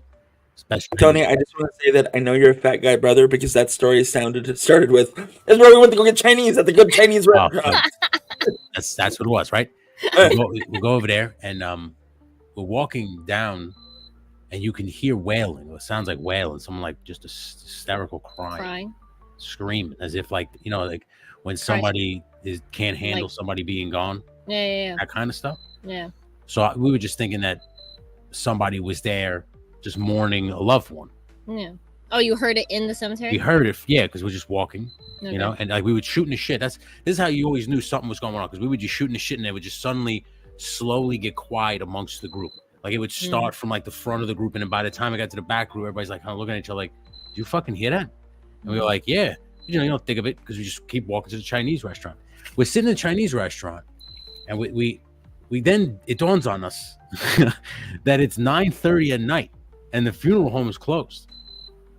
So like they ain't gonna let nobody in. Why are we here wailing? And then the Chinese, the guys, the people who owned it, they say that the whole crew, when they're closing up the shop, is afraid to go outside to dump, like to throw food out and shit like that, because they can hear it all night, and it terrifies them. And I was just like, what the fuck? I mean, we didn't see anything. Just that was the only time I've ever actually heard something that I couldn't explain. And it was, I remember it distinctly being, like I said, it's like a woman just screaming as if she like everything she had was gone.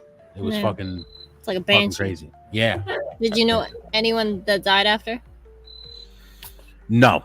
Never. I didn't, unless, listen, I didn't check the obituaries. No, yeah. So I don't know if something happened. Well, it's usually whoever hears screaming, someone in their family will die, or someone they know will die after, for banshees. But I mean, that's for Irish people, so it's usually a lineage thing. Yeah, but it was crazy. That was crazy that time. That was the only time really. Up here, I just had weird experiences, like the one I just told you about the bathroom. Yeah. And what about the time we saw you saw a shadow? You thought it was my foot shadow. Oh yeah. When I was just sitting in bed, or was it in the when room? it was in Yeah, here? yeah. I was in here. No, it was in the, and also the one down the stairs. You saw. Yeah, you were sitting at your desk, and you saw. Oh, and I saw the head peek in, like a shadow head peek in and kind of look, and I was just like, you called me over, right? Yeah, I was like, babe, you want something? Because I thought you were going upstairs to shower or something. You were just fucking with me, just kind of peeking through the doorway. Yeah. You're like, no, you were only in the room. And then I went and looked because I thought it was my nephew fucking with me. No. And he was nowhere to be found. No. And I was just like, what the fuck? Like I would have heard him run up the steps or come down the stairs. So I knew nobody. So yeah, it's just little weird shadow things that I've seen in this house that have just kind of like. What about the time you were a kid and you saw it in your closet? Remember? Yeah. Oh no, that yeah. Yeah. That was because I think that was more because my brother scared the shit out of me with Child's Play, and I had My Little Buddy. I had the doll, and my brother fucked with me, and we put it in the closet, and I, you know, your mind fucks with you at that point because it's just absolute terror. So I'm thinking that something's coming from the closet, and so that I never really attribute that to an actual paranormal experience so much. So is I accidentally watched the wrong movie, and I had the toy that the movie was based on. Oh my god! And my older brother's a bit of an asshole. Yeah. Oh yeah. Yeah, I had something to do with it as well. Right, so this is how I got out of. This is a word of warning. If you ever get too close, you may be informed of this. I'm sitting in LaGuardia. I'm ready to head back to Europe to continue my education. Guy in a gray suit, white shirt, sits down next to me. Whatever. Hi, Jeff. Hi. He's like, there's a lot of people on this planet. I was like, Some of those people are meant for this stuff. You are not one of them. I was like, oh, who the fuck are you? It doesn't matter what my name is. What matters is if you listen to my message. Go home. There are other people that handle these matters. Go home. And he got up and he left. And I went, okay. And I went to the fucking teller and was like, I need to change my ticket to Arizona. I need to go home. Wow. And that's when I stopped learning, and that's when I stopped.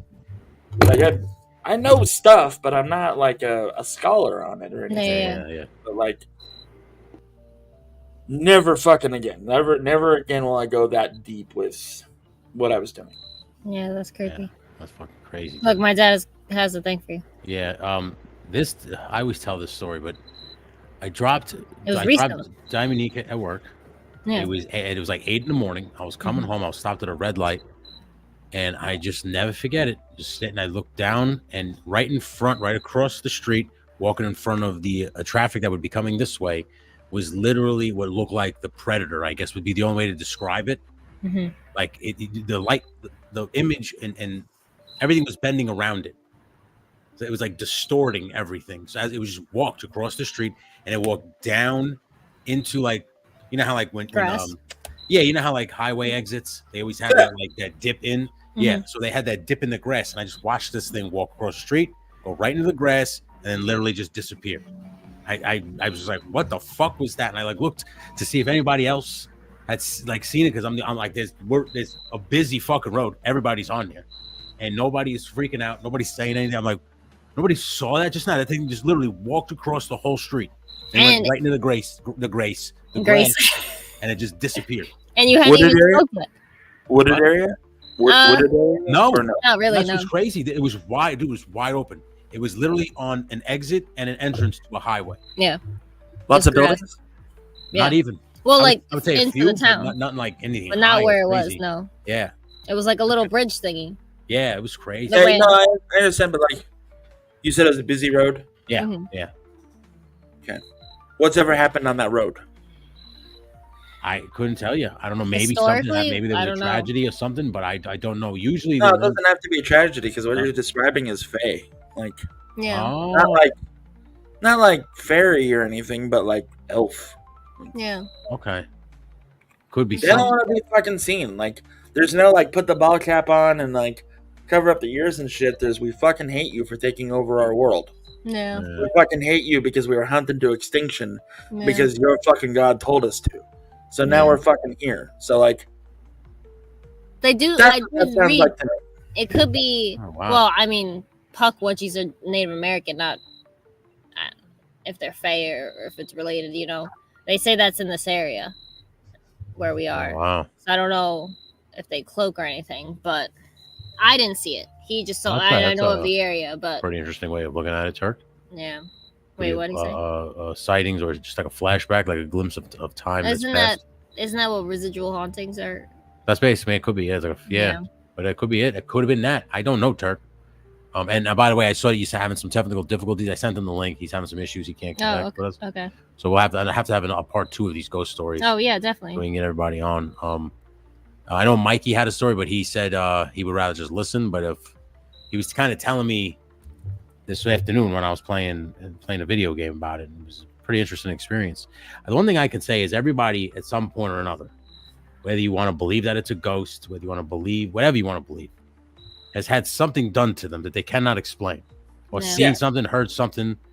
I think everyone has. Some people just like completely erase it, disregard it. They use imagination because their beliefs don't align. You know what I mean? But I feel like almost every person has had something happen that they can't explain. So some of my tales could be explained that way. I just seen little glimpses. So he just kind of sees things. Oh, I see. And like Jeff just said, it's a slip through the veil. Like it could be. Maybe he's seeing something. Maybe he's got a gift. Yeah. You know, that he doesn't realize that he has. Like, I explained it best in my film, what was it? The Collector, where, like, otherworldly creatures are like dolphins, and our world is the outside, like the air, and theirs is the water, and they just, like, just come through every now and again. Yeah. Look, if all the dolphins in the world suddenly jump out of the water and start singing "So Long" and "Thanks for all the fish," that's when we know we gotta fucking bail. Yeah, for real. It was Hitchhiker's Guide to the Galaxy, right? Yeah. Yep. Get that reference. I did see that movie. Yeah, she did. I saw it. I don't know how, but I saw it. I think that's it for me, babe. Do you want to say anything else before we wrap it up for everybody? Cat ones, full body. When I was a kid. What else? I think that's it, babe. Oh, where I heard my name in my ear? I feel like I've explained it. You said that one. You did. No, I said that on Into Shadows episode. Like, oh, okay. But it was, well, yeah.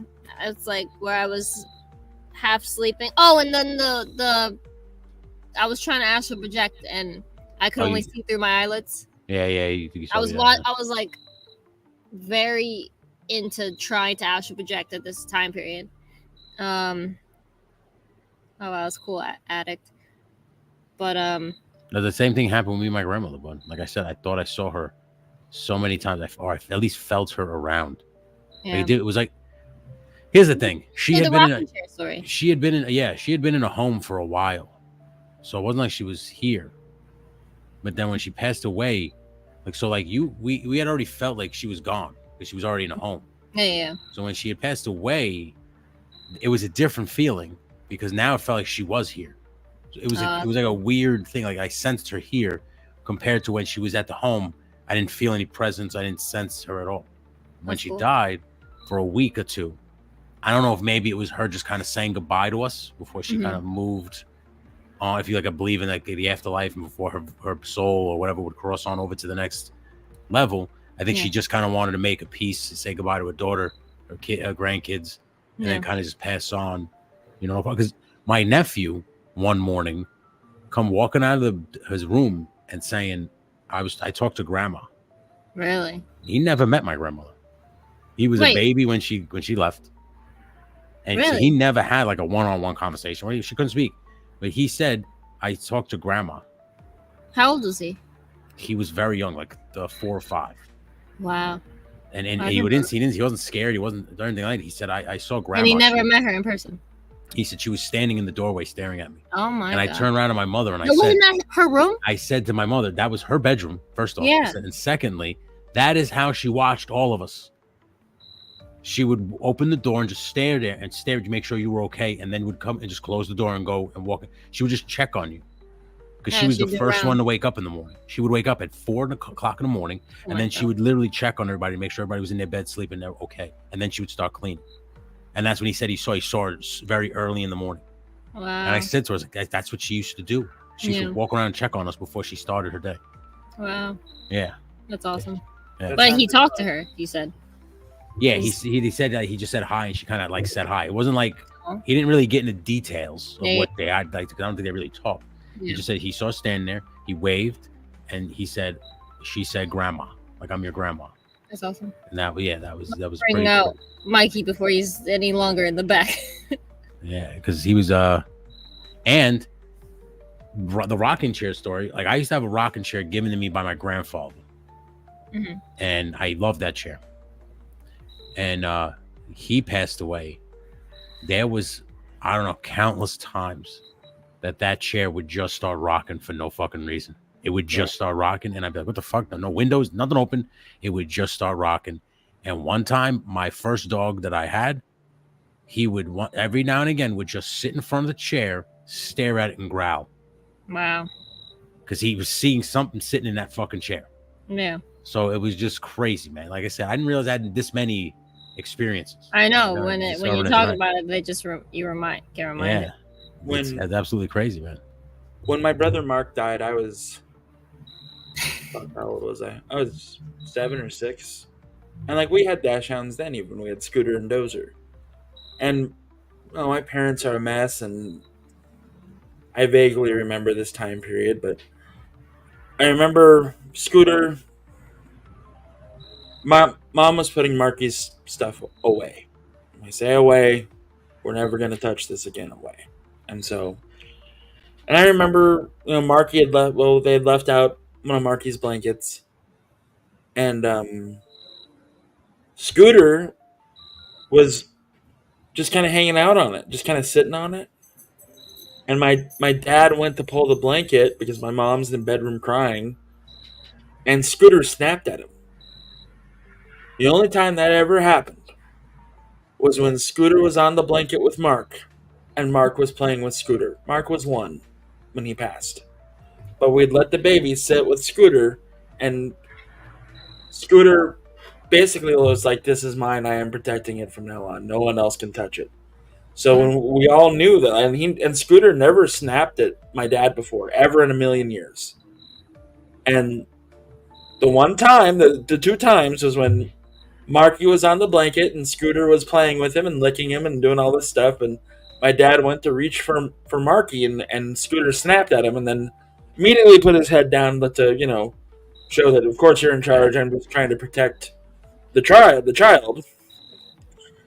And so Scooter did that again after Marky had died, and we were like, my dad told me this when I was older, and I said, well, what'd you do with the blanket? He said, well, it became Scooter's blanket at that point. And wow. it was in Scooter's bed. It was the only blanket that Scooter never pulled out of his bed, as dash hounds are known to do. It's that blanket stayed in there until Scooter passed away. And like there was times when Scooter would just be sitting in that bed and his tail would be fucking wagging as hell, and he would be moving his head from left to right like he's getting pets from like a little kid. Aww. Wow. And like I like to think that Marky's okay, and when Scooter passed away he had a dog. Oh, yeah. So Oh yeah. Well, welcome to the show, Mikey. Yeah. Mike. Hi, everybody. It's good to see you, Hi. bud. Good to see you guys. How are we? Good. Now I know you have a story or two, and we'd like to hear it. So please, the floor is yours, bud.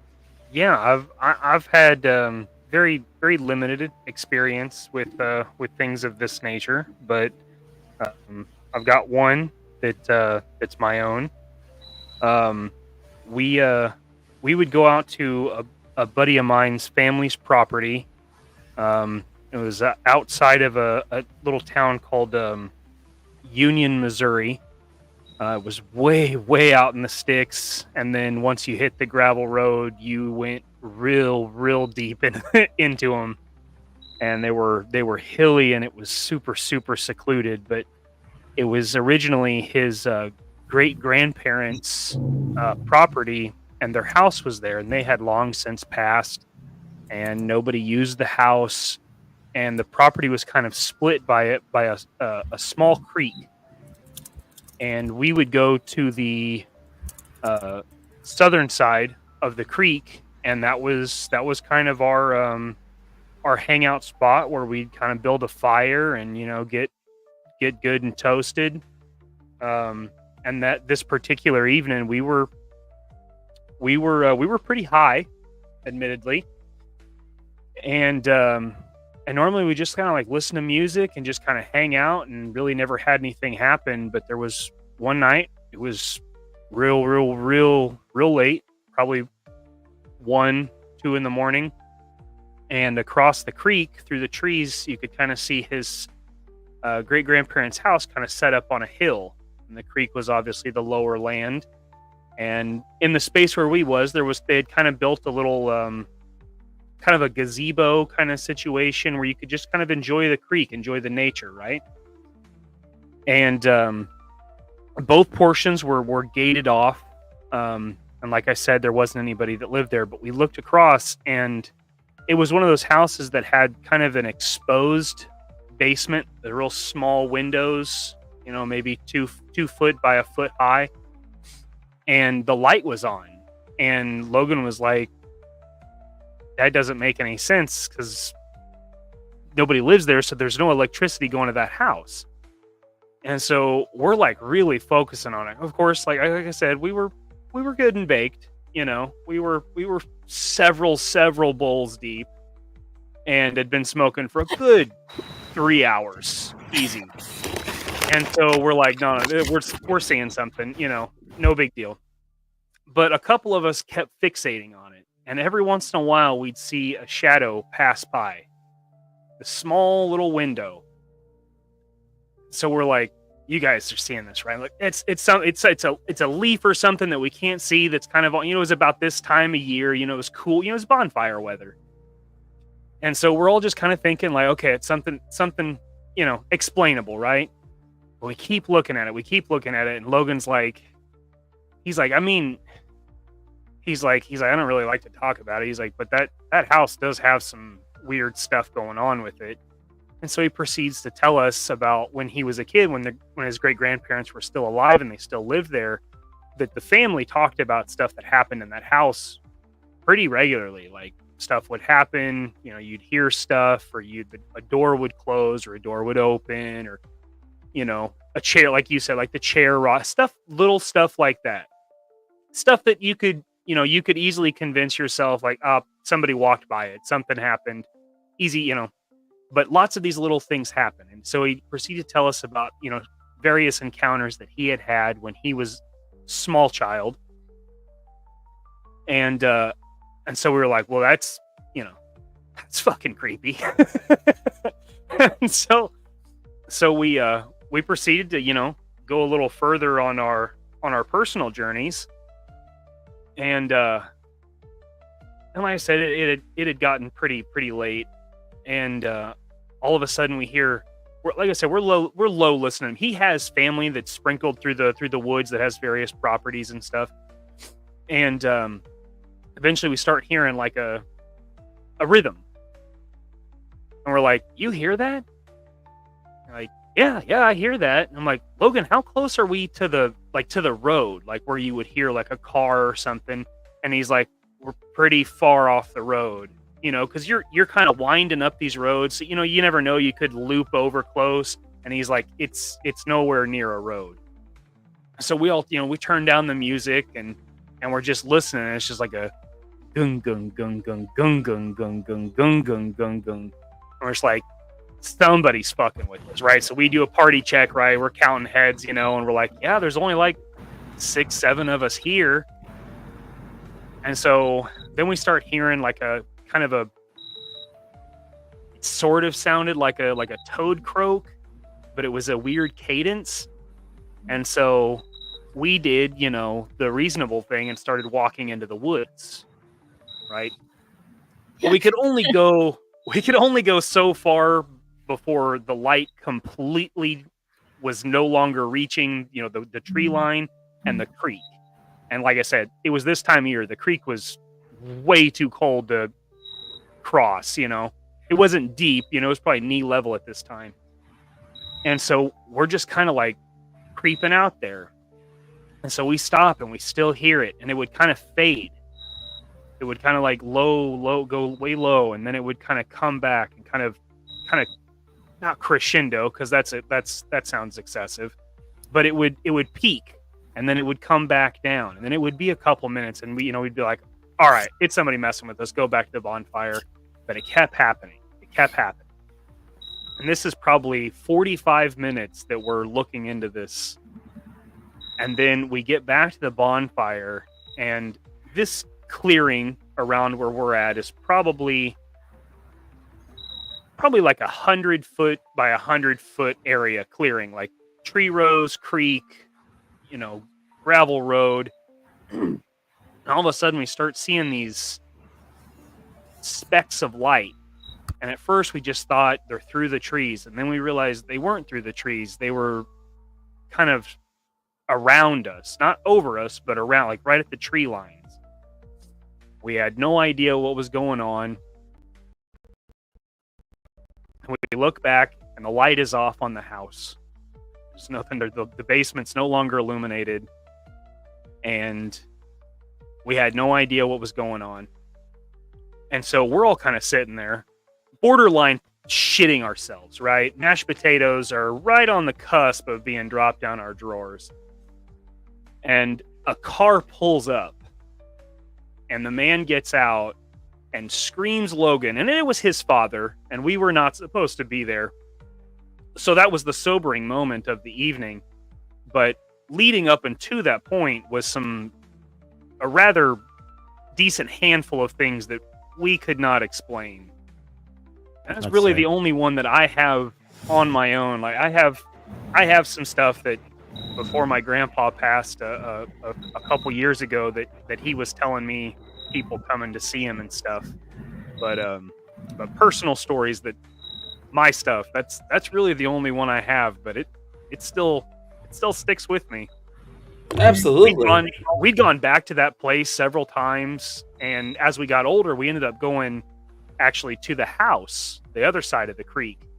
And his parents had actually set up a vineyard on the hill in front of the house, and we'd go out there and we'd go to he had a cattle range where they didn't typically have cattle, but they'd kind of alleviate the neighbor if he needed to, get some stuff on his land. And we'd go out there to shoot rifles and stuff, if there weren't cows. and we'd have picnics and stuff. And the house, they could go into the house to, if they needed to store something or whatever. But I never went into that house. Like, it just always around it. It just gave you a weird feeling that I was just never. I don't want to go in there. That's I've had that happen. I've had that happen one time. You went hiking with my friend Matt. It was kind of like an abandoned house, and he's like, "Let's go in there." And there was just something telling me, "Nah, don't go in there. Just don't go in there. You don't have to go in there." That's when you ignore that feeling and you fucking go inside and you're like, it's just a fucking house. And then you get scratched and you're like, oh, fuck, time to go. Yeah. And then it follows you home and then you've got Oh, you reminded me of another story because I had the same feeling happen, but go. Is that? Oh, yeah, it was just, I was there and Matt was like, let's go. And Matt went in. I was like, nah, I'm good. Yeah. And he goes, why? I was like, I don't know. It just, you get these feelings of dread. I don't know what it is. And it was just one of those times where I was just like, nah, I'm going to wait here just in case something happens. I'm out here. Yeah. Just let me know. And he was just like, all right. And he went in, like Jeff said, nothing in there. It was just an abandoned house. But there was just, to me, it was like an aura. Like I saw it. Okay. And it was just kind of saying, don't come in here. Something bad might happen to you if you walk in here. So I just listen to the warning, essentially. Yeah, because that happened to me when I went to the Shanley Hotel for my birthday, like my first actual ghost hunt. And it was a public ghost hunt. So it was my dad, our family friend, and my friend. And so it was the four of us, but then there was two other people, like two strangers that also were staying the same night. So it was like a little ghost hunt. We were led on by like two ghost hunters, and it lasted from like 8 to midnight or 8 to 10, something like that. And then they left, and then everyone could go to sleep or whatever. But I was like, I am staying up until 3 a.m. because I want to go upstairs. There's 3 floors, so the highest floor is has no electricity, like just pitch black, the like unfinished walls, like unfinished floors and shit. Like we were investigating there earlier, but like with everyone. And then so I was like, I'm waiting until 3 a.m. to go and investigate myself. Or I didn't want to go myself. I wanted people to come with me, but like everyone was tired. So I was like, fine, I'll do it myself because I waited this long to go up there at 3 a.m. So no one wants to come with me. I'm like, I'm at least going to attempt it, even if it's for 10 minutes because I waited this long.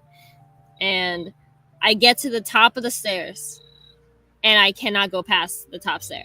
Like I cannot put my foot on to the floor. Like I'm just stuck there.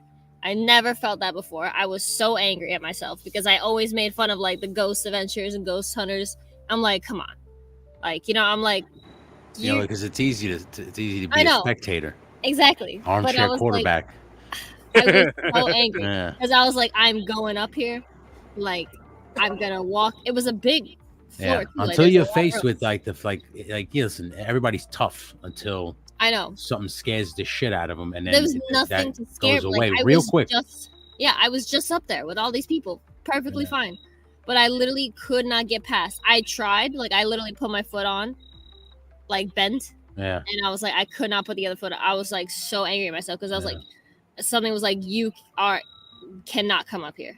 Kind of. There was one time I used to work at West Point, mm-hmm. and you'd have to get there because I was a janitor at West Point. So I would clean Eisenhower Hall, which was the theater. So they would have like plays there, and I would clean all those seats and stuff. Yeah, I would clean the library. So the West Point library. Always a ghost in the theater. Every theater, there's always a ghost. So, you would have to it all depended on the library because the library was cleaned by another crew. Okay. And I was only sent there when the general would show up. Mm-hmm. Because the whole top floor of the library is his office. Okay. Wow. Yeah, so you'd have to get there earlier because fucking generals, they're there butt crack of dawn. So you'd have to get there to clean. And you go there early, you park by Eisenhower Hall, and I would walk over to the library. It's not that far of a walk, it's all sidewalks, so you can get there. So I'd park over at Eisenhower Hall, and then I'd walk over. I was like, all right, I'm gonna just do this. The general was such a pain in the ass that we would have to get on all fours with tennis balls and clean the scuffs off the floor. because he didn't want to see nothing on the goddamn floor. Okay, so you have to get there early as shit to make sure all that was taken care of before he got there. So I'm walking, and you could see like at West Point they had like I don't want to say a practice field, but essentially like a practice field where they would do like dives out of planes and shit, and just kind of halo jump and practice all that shit. And you just walked, and I remember walking. It was a foggy morning. It was a shit day. It was kind of raining, and I see 3 guys running, like it's like almost as if it was like early morning PT or whatever the fuck you want to call it. But nobody else is out. Nobody, because I'm there so fucking early. So I'm just thinking, it's probably just 3, students or whatever the fuck it is, the cadets running.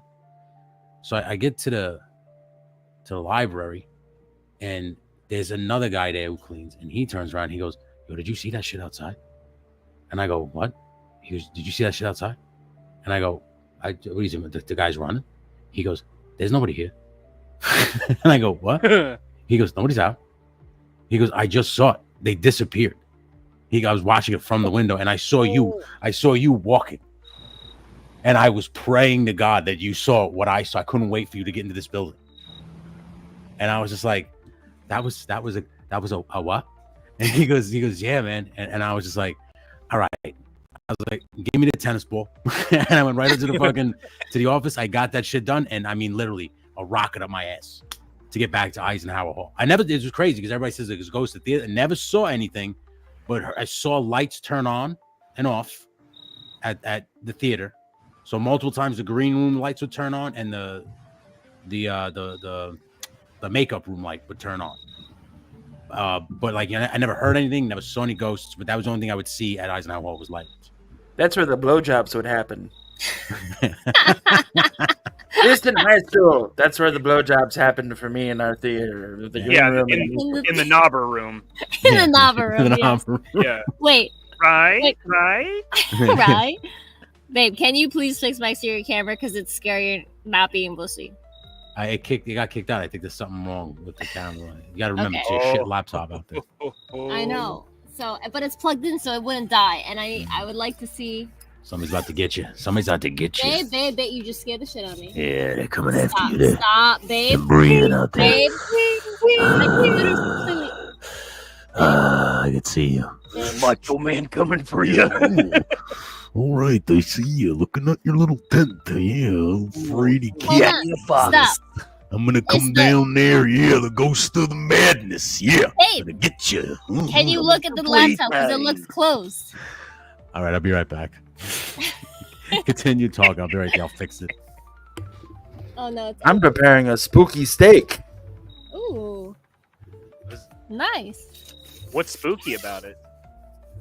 It's dead. Ooh, I got it from Ollie's. Wingo. Wait, yeah.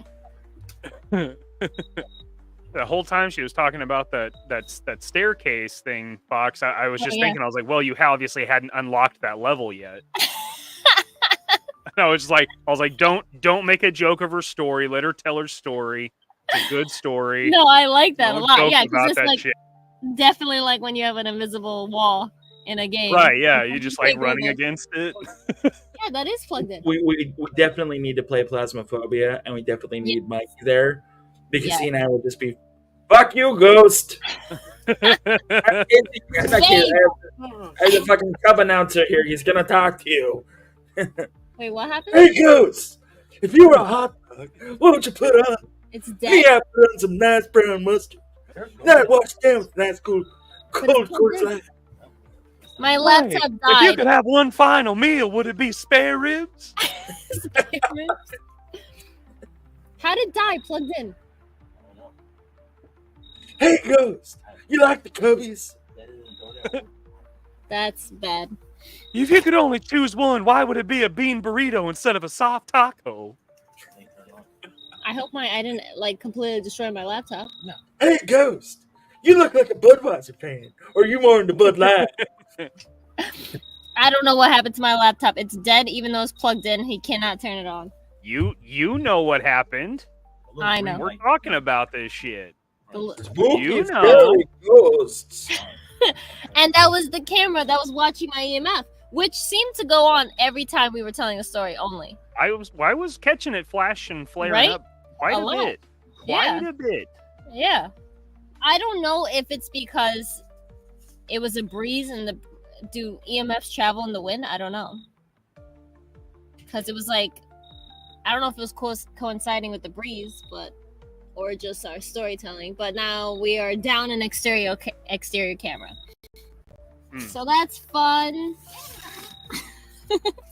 I was the ghost of Macho Man. Oh my god. Camera like a Slim Jim. Watching it real close, yeah. Making sure there was nobody taking care of you. Yeah, I got your back. Back. Got nothing to worry about. Yeah. I'm gonna watch from the window. Yeah. Okay, good. Oh, freak show. So Turk has a very long story that we have to get to because I start a lot of it. Okay. Yeah, it's over here. Let's get to his story because I feel bad. It's been a while. It's right here. Okay. I had an old neighbor. I'm sorry, I gotta turn my camera off because Macho Man Ghost has me fucking going right now, and I need to fucking laugh and like. Okay. What you gotta do, buddy? I'm gonna haunt you. Oh yeah, I'm gonna haunt your dreams. Yeah. God damn it, Tony, stop that! He's trying to... forever. Yeah.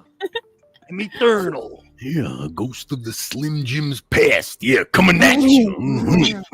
All right, so I had an old neighbor when I was about 7, Jesse Reed. We were really close for some reason. He died on Halloween night. That night, he came to visit me with a message. Next day after school, my mom told, I don't know if these are like all messed up. When Jesse came to see me, he was like a light gray shadow of himself in my dark room. Wow. Okay. Yeah. His message was, I would have a hard life and things would be tough, but if I did right, I'd make it damn good. I made it, and he was right. Wow. Okay. Fox and Tony, after this, look up Culver House in Culver House in Detroit. I had a Victorian lady wave me to come back from that house. It was like Jesse Reed's shadow. Wow. Oh, like gray. Like light gray? It was like a lightish gray. That is awesome. Yeah. Fucking hey, man. I feel like the Culver House has been on Now he has a story about a guy named Bill. I saw him going on about a guy named Bill. About that. So I don't want to I don't want to say that was the only story he told, but he I bet Roll Keeper's got a story or two about a Bill. Yeah. That's right. Hey Dan. That's right. Dan, it's good to see you. You looking Dan, good. You're a hell of a man. Looking mighty sharp. I'm gonna need some new cigars. These are too moist. Hold on. What? Oh, what's this awesome stuff? The key is to focus on your own faith. It's talking about exorcism and why you can command a ghost. Okay, hold on. We need to go back because there's some like gems in the chat right now. Turk, Find the gems. Find the gems. We'll get the polish. Okay, hold on. Yeah. Don't worry, just keep looking and you'll find the hold answer. on. Yeah. There's plenty of comments. Yeah. Everybody's talking. Yeah. Talking about spirits. Oh, yeah. Nobody. Ghost on the phone with the Eagles. Nobody is scarier than the Macho Man. Yeah. Oh, this is cool. He said, I got Bill in my house currently. Me and Bill have been going at it tit for tat about 25 years now.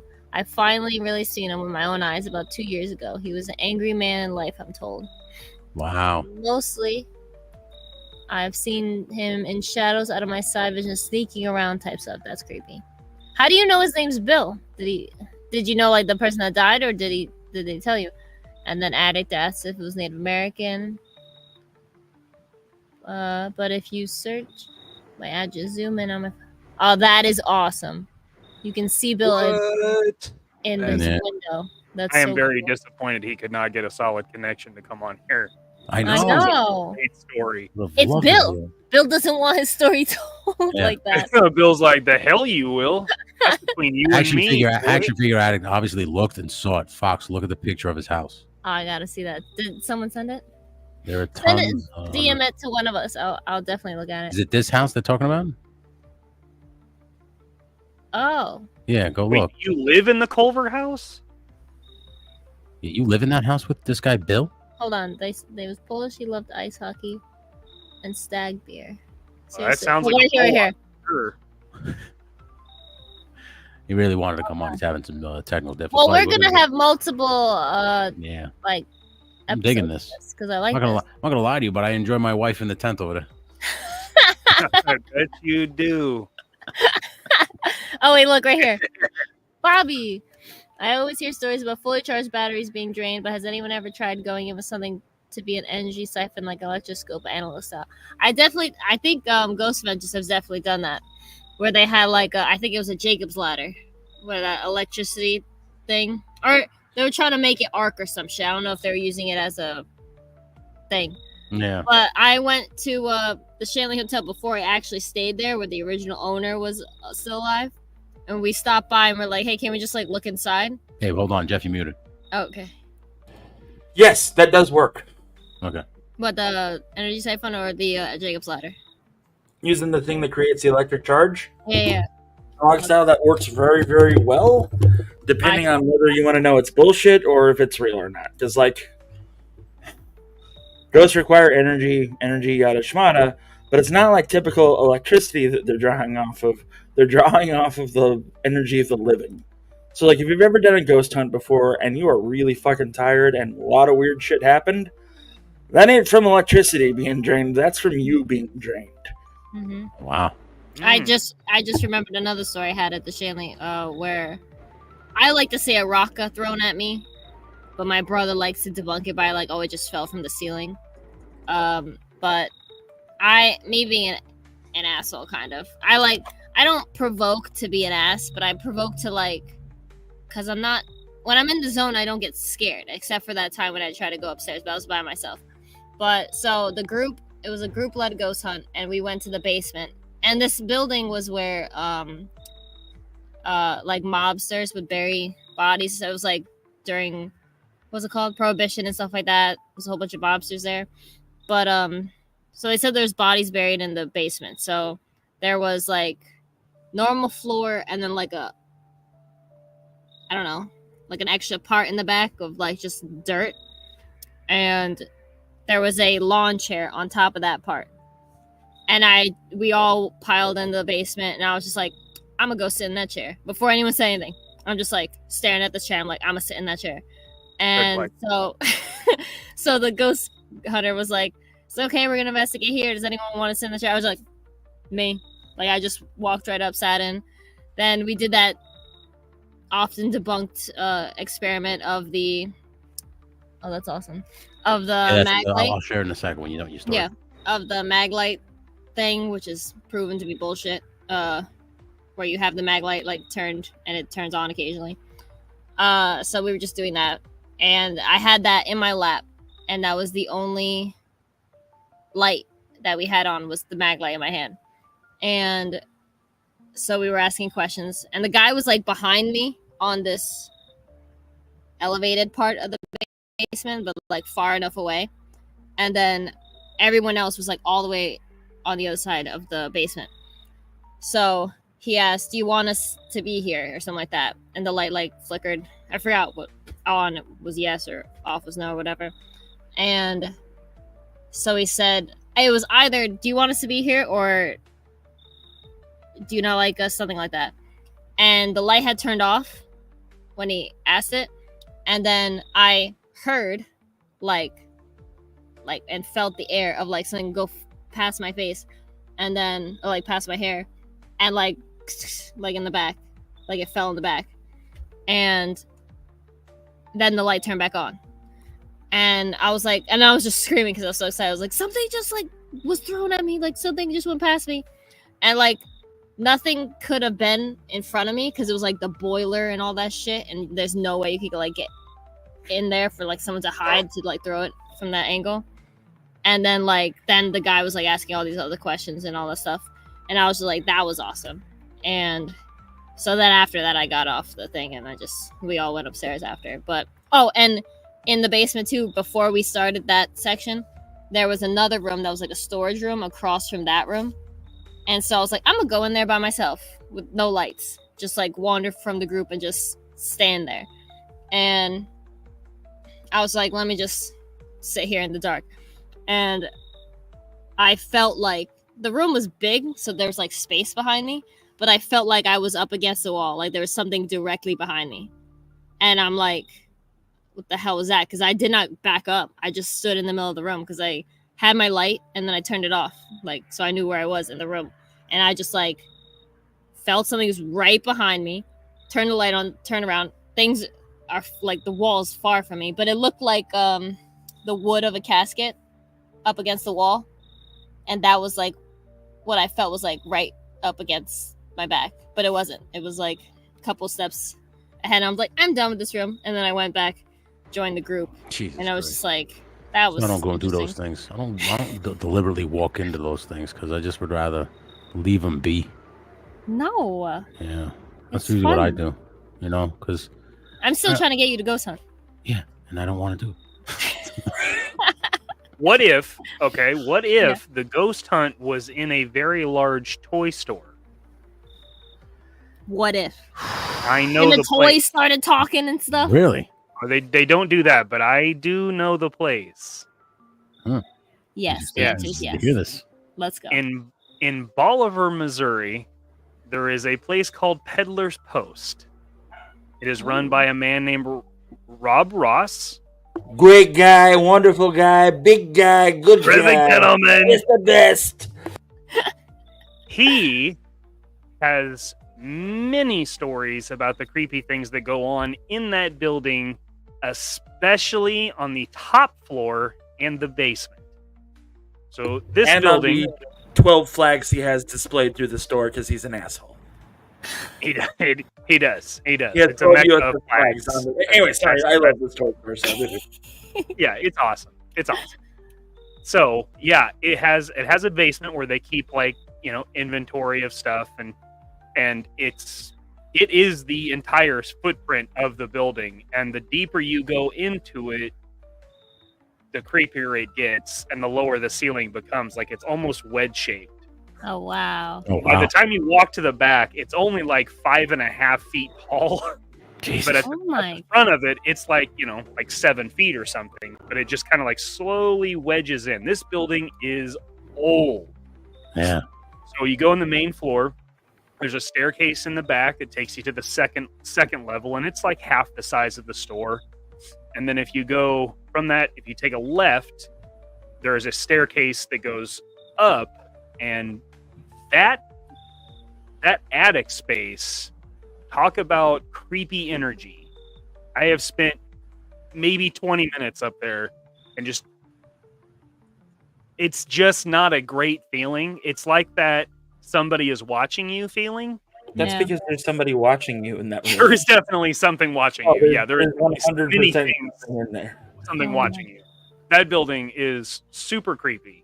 That's awesome. If you go back in time and you look at like the great wagon trails and everything else, like they went through there before it was a township. Lots of fucking people died on the trail in that town. So like, and then that building was built around the turn of the century, 1900s, and people were still traveling through. And this is before modern medicine or any of that shit. So people were still fucking dying. And like, I think he said it used to be the hospital for the town for a while. I do think he had said that at some point. Yeah, and so like lots of spooky shit there, but like I would love to fucking ghost hunt that place. That'd be great. Hell Also, yeah. we don't know what happened to that flag a ghost made off with it. Oh, what the fuck happened to your toys, man? Damn you! Man. And Ghost. that Defiant and that Terror Dome and it's gone. Yeah. And The the tree. pterodome. Oh look. Apparently, there's a ghost here trying to steal a couple of toys. Yeah, I'm gonna come in here and take Show this flag. Yeah. Take that show the work camera. Oh, okay. Good So now talking Turk about Murphy that. said this isn't the exact photo. He says one on the front porch. I want to apologize to Turk real quick that anytime I hear his name, I automatically think of Turd Ferguson. I'm Yeah. sorry. Turd Ferguson. Yeah. Turd Funny Ferguson. name. Oh, Funny that's terrifying. Yes, but you see the guy standing in the window? Yeah. Yeah. Okay. No, but that to me looks more like a fae. It doesn't look like a human because the face is like Oh, it almost looks like a dog, like its eyes and its nose are That's white. what I'm saying. That's The what I face was- is like It almost odd. looks like a weird Just finally caught it. shit. Like Yeah, Yeah, right there. the looks like face a is giant too dog. animalistic or It's or the reflection of fey-like. the fucking woods. It's just a reflection of the trees and shit. That's what I would Mm. say. Like, Reflection. your brain is putting together images because that's what we do when we see. Oh, that looks like the U.S. Enterprise. Yep. Cloud. Mhm. You see the faces. It's true. Yeah. That's the There's word. definitely unsettling something. for sure. There's definitely not. something in there. Yeah, Oh yeah. Even if it is a reflection, it's very unsettling. that's Of course awesome. it Yeah. Isn't when you see that stuff, even if like, okay, it's a reflection, but in that second when you see that face, that fear is real. Yeah. You know? I don't see the face. It's Like, just like, what the fuck is on top of that car? I don't really see a face neither, but I if somebody I do, but it's I can not see it. What human. I agree with Mikey that it looks like a dog is right there in the window. Okay. Mm. But other than that, I don't see like an actual human face. I see it like what it That's what I'm looks saying. It doesn't look human. like. So. But again, Turk Murphy said that this isn't the actual picture. It's supposed to be like what's on the front porch. So it's Okay. like, I guess it's a front of the house image. Look, damn, Roll Keeper. That's Like, crazy. Jesus Christ. The Yikes. brick bounce. And look, yeah, definitely. Go to the Shanley with you. All right, enough. with Yes. your fucking thing over We're there. going. Wait, hold on. You guys I'm are just crazy. catching up with Now I want to go to Peddler's Post, Mikey. You son of a bitch. I know, right? Where is that now? Missouri, you said? Yeah, It's in Boulevard, Missouri. It's an like awesome 20 store. minutes north of Springfield, Look. Missouri. Can we Oh, go okay. shopping? We'll go. Yes. At Peddler's Post, yeah. I mean, Tony, I'll Rob would send tell you at your own risk, but yeah. Tony, I'll send you a video of a tour that not another retro channel did of the place, and you'll be blown away. Yeah, please. I would love to It's see it. intense. I mean, as a toy person, it's Oh, yeah. intense. Oh, it's not human. Oh, okay. Look, that It does princess not look is human. pretty. I was working in my oldest boy's. Wow. Jesus Christ. Yikes. That's rough. I'd go. With my gun. That's funny. Jesus. But there you go, man. What a I appreciate you guys sharing your story. Wild. Yes, thank you both for Truly coming. appreciate both you coming on and telling your experiences, man. Because I've never once. That might have been the first time I ever talked about that one story. Because You didn't even tell me that. that scared the shit out of me. And anytime I talk about it, it scares me. It scares me because I've been where that guy was. Mhm. Do you understand? Multiple Yeah. times.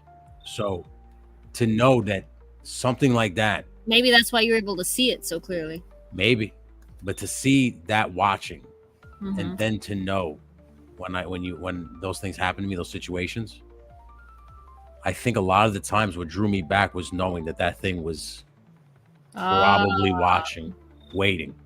Oh Just being like, wow. all right, you want to cross over? I'm waiting for you. So just be Wow. ready.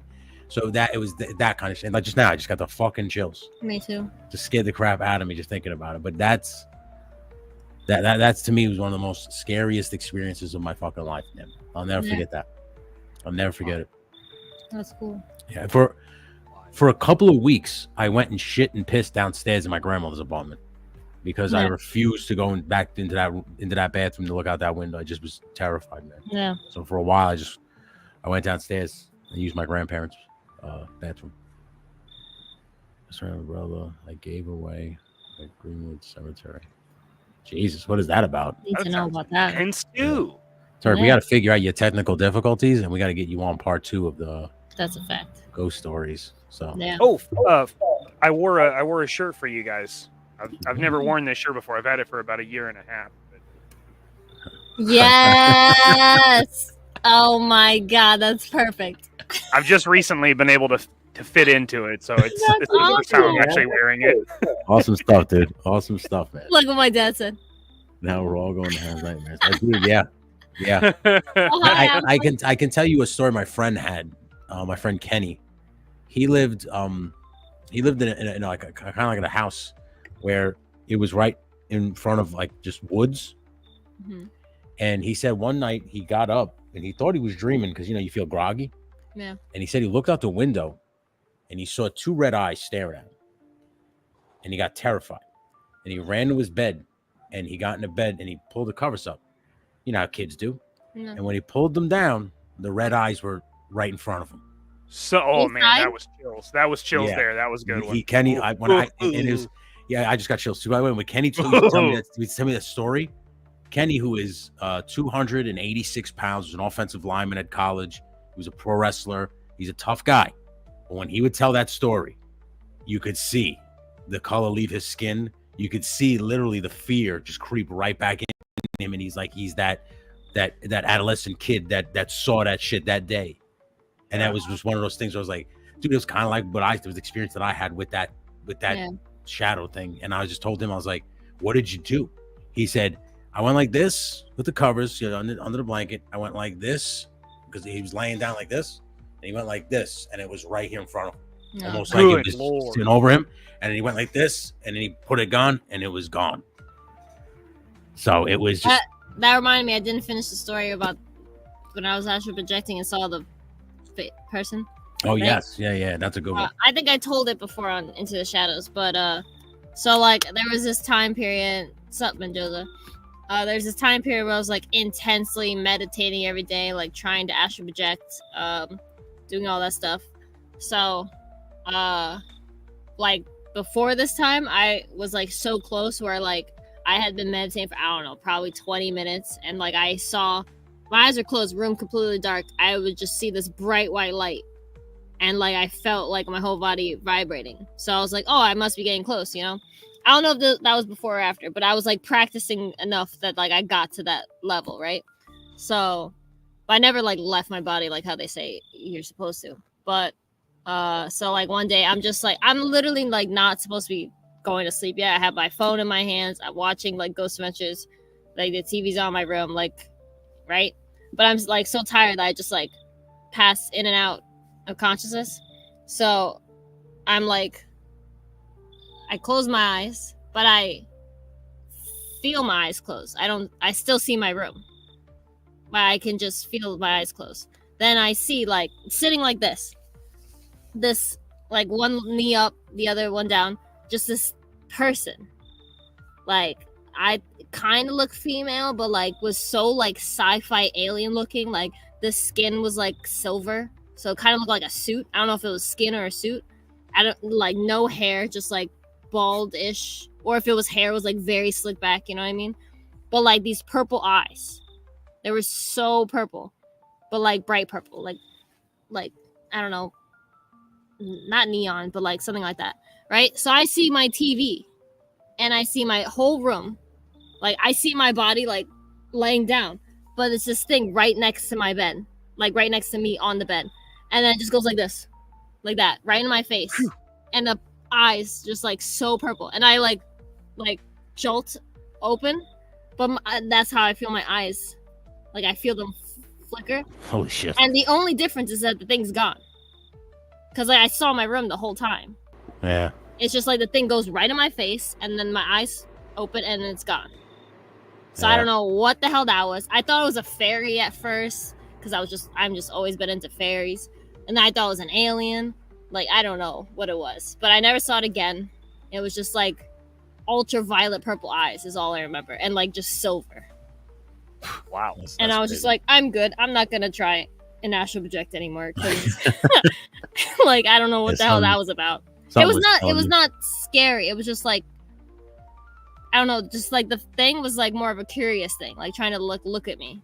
It wasn't like trying to scare me, It was just like the closeness freaked me out. Yeah. But yeah. Alfred is in the house too. Thank you. All right, what's up, Alfred? So, someone asked earlier how long I was gonna stay in the tent. I was just gonna say until as long as this goes, and probably for a bit after. Oh yeah, she's ready. She's ready to stay in that. She's been waiting for this. She's been waiting for this Yes. moment. When I went out there and I started raking the leaves for her, she's like, "You're really gonna set this up for me?" And I was like, "You want to go out in the tent?" And I said to her, "I was like, I'll only set up the tent if you actually live stream from it. Yes. If you go out there, I'll set up the laptop, I'll set all the wires, I'll set everything up, but you have to actually stay out there and live stream." And to her credit, it is very chilly out there right now. Yeah. She's doing great. And job. this is not in all seasons tent. This is all fishnet stuff. I just have the rain guard cover on. Yeah. So it's cold, but it's very not proud of you. It's tolerable. I'm very proud. And like I said, I again, I appreciate you too coming Yes, on here, thank you. sharing your stories. I appreciate Turk Murphy Yeah. Yes. sharing his, Roki for sharing his stories, Shane sharing his. Look, this is so funny. What's up? If I have to pee, I gotta pee outside. I do have to pee, but I don't have my thing that allows me to pee outside. And she It's has in that the little house. thing that she puts over her vag, and it's makes like a little peepee. It's Oh, a for little girls shoot. to stand. Yeah, Like, a little yeah, shoot, sure, Yeah, I love those things. sure. But yeah, see? Everybody's saying great work. It was a great stream, I will say. thank you. It It was was great. almost Yeah, at you're 3 hours. that last story reminds me of another thing I was told. Yeah. Real quick. So, not this year at DFW, but last year it was Dad and I's first time doing DFW, and he forgot something very important in Springfield, like something that kind of makes the show pointless without. So, me and a friend of ours decided that, well, we have no choice. We have to drive to Springfield. So he got off work a little early. It was around 5, and we shot out to Springfield, Missouri. It was like an 8-hour drive, Springfield. So we make the trip. We get there. The whole time, we're talking about, but it was mostly sexual stuff. But we got out. We got the stuff. We came back. He snapped a photo that looked like he was naked, sitting in my dad's office chair. To really seal the moment. And we got back as quick. Got on the road as quick as we could. Somewhere around the Missouri-Oklahoma border, he is sharing some more interesting stories. And he was telling me when he was growing up, he grew up in North Carolina, and it was fairly close to Salem. And his family had this piece of farmland, old barns and stuff like that. And, they played outside. And he said he was a little older. I can't remember if he said he was early 20s or something, but he went back to the farm. And this was nighttime, and he started hearing something in the woods. And so, he grew up in the lands. He knows it pretty well. So he starts walking into the woods. And he said there's like a kind of a clearing in the trees. Like there's just a spot where there really aren't trees, right?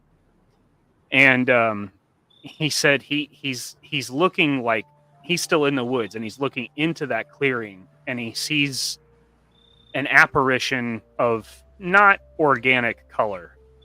Something like you were saying, like the purple. I can't remember what color he said it was, but it was just there, and it was not connected to the ground, but it was fairly close to it, and it was just slowly creeping across this clearing. Wow. And he said he went to move closer.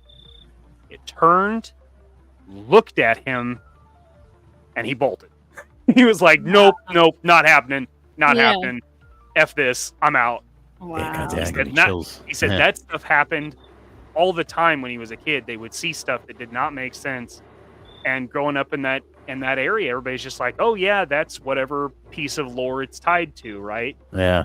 Yeah. But he said he would see like shadowy like entities, like flowing, almost like flowing robes, right? Yeah. But they would just be like just passing. They weren't really doing anything, and they weren't standing. Like, it was clearly moving, but they moved real slow, like sweeping. Wow. I have several questions for you. Lots of vegetation in the area? Yes. Fields or just trees? Trees in that story. A circle, barren, empty, except for some grass and a rock or two? I don't remember if he gave me those details. If he did, I forgot them. So,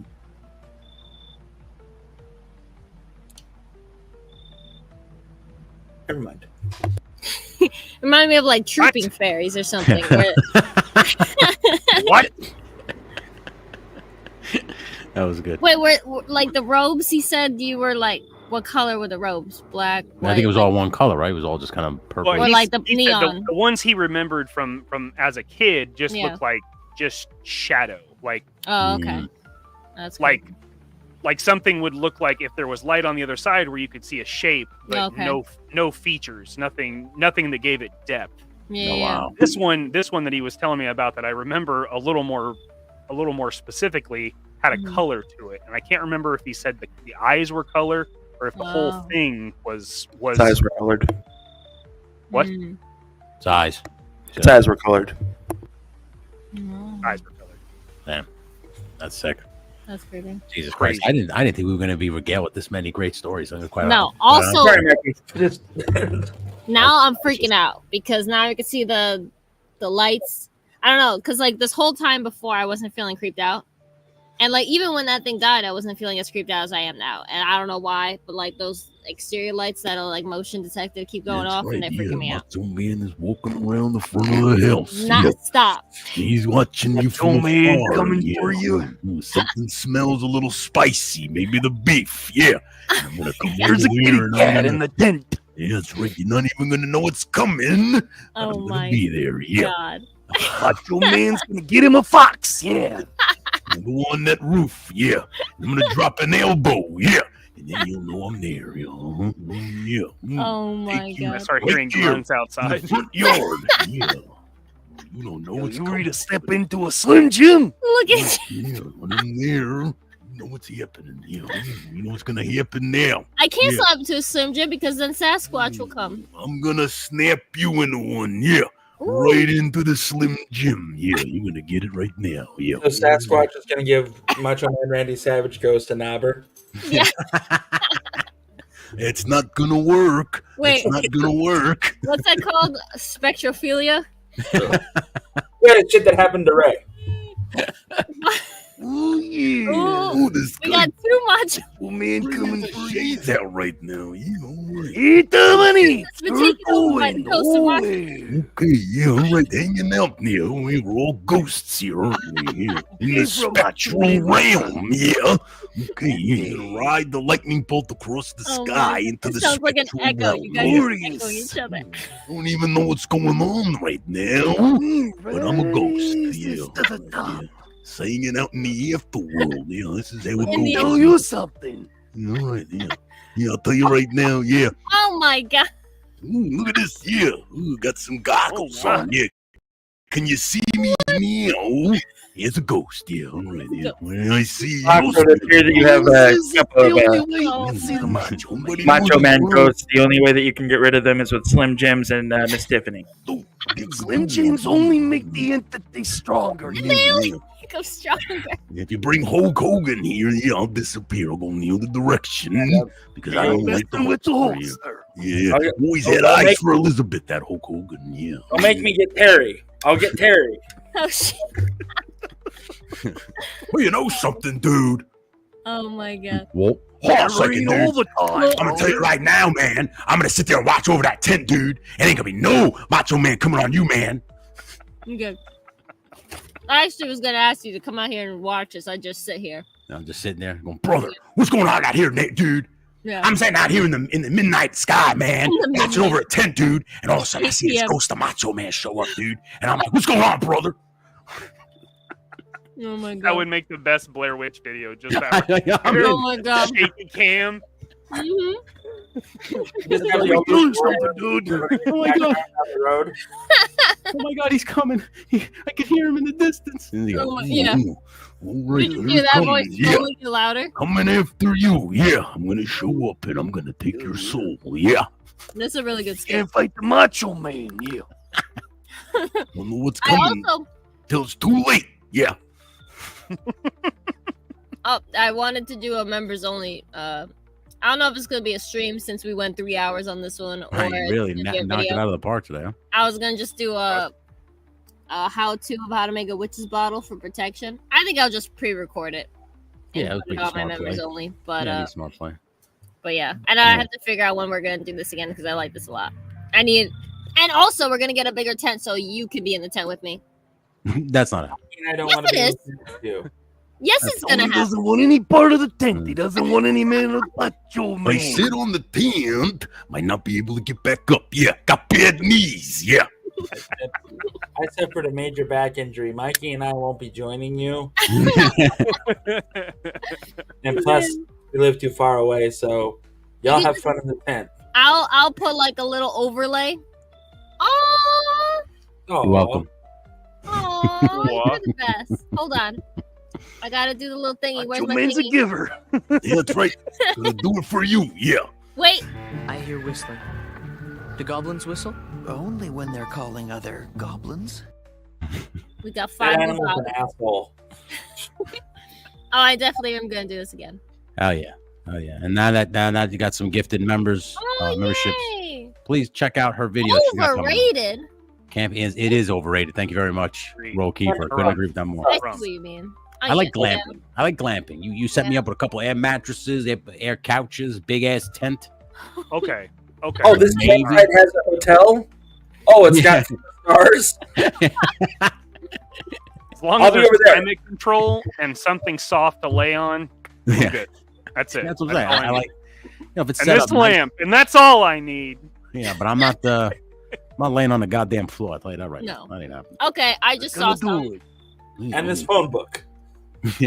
Babe, That's all. That's it. I'm I don't know gone. what the fuck you're looking at. I think you need to calm down. We're gonna wrap this up. yeah, because I need you to look at something. Yeah, I heard 'cause- something and I saw something. All right. That's so funny. Macho- Imagine if Macho the man's tent starts to coming for you. shake. Babe. And it would, because of course now my camera's gone. Like, I really I got wish you paper had like in a there. string attached to the top that you could just like pull and just like jostle the tent. I was really like wanting to do that, where I'm just like, my acting is so bad though, so I can't. They'd But, be like, sitting there like I'm fucking driving a truck. Yeah. Well, Oh my Yeah. god. oh, we should do Crown on your channel. We should all play Phasmophobia one night. I agree Yeah. with that. Yeah. Yeah, Even Because- like, Mikey, babe, you should too. I'm hearing shit. Get your ass out here. But what? All right. What are we All doing right. tomorrow? We could even do it soon. Yeah. We'll play We're gonna because that's on Steam, right, Jeff? Yeah. Yeah, it's like $10. It's a ghost hunting game. Mikey, you gotta get it. It's a good time. Let's do it. We'll give it a shot. All right. So keep an eye out for that. If anybody said everybody who was just gifted a membership, like now that you guys have that access, you just keep an eye out for her witch stuff that's she's gonna have coming out, please and thank you. You know Um, my Enjoy the privileges. That's what I want. And well, we're gonna do this in order of what's coming up. So tonight at midnight, Jeff is gonna be joining Mython. They're gonna be opening up some toys, talking about some cool stuff. So make sure you catch that, please, live tonight, 11:55 over on Mython, the Wow. Python's channel. I don't think anybody's going live tomorrow. I think if anybody's gonna be Savage Land, but Sunday, of course, the pre-roll. And of course, I We assume can do the Mikey will gaming be. tomorrow. Are we Mikey will, doing Phasmophobia tomorrow? Yeah, we can do okay, so I guess we're playing Phasmophobia tomorrow. We're gonna play Phasmophobia tomorrow, where we're all level 1 and have no money, and it's gonna be great. I'm gonna chase Oh, ghosts. okay. That sounds good to me. Yeah. But I may I need assume- some assistance setting that up, but yeah. yeah, same here. that. Yeah. But Mikey will be available, I assume, on Monday for the Mega Powers. If not, just catch Oh. the Mega Powers. I'm sure you'll be there. Mhm. I don't- Tuesday. I don't know if I'm on it, but watch it anyway. Yeah, watch it anyway. But of course, on Tuesday is the D&D stream that is hosted by me on my channel. But DM is Jeff and Big DM over here. Mhm. Crown Fox also part of that, as well as the Kanan, the Grievance, and Rory. Yep. And then from that point on, you guys off into the ether and watch what you guys want. Chat on Wednesdays, Punk and Gains and Jerk on Thursdays, and so on and so forth. And so, like sands through the hourglass, these are the days of our lives, right? So, thank you guys for hanging out with us. We appreciate you. Until next time, have a ghostly afternoon and evening, and we'll catch you on the next one, man. Take it easy, everybody. Bye. Good night. Bye. Bye. Bye.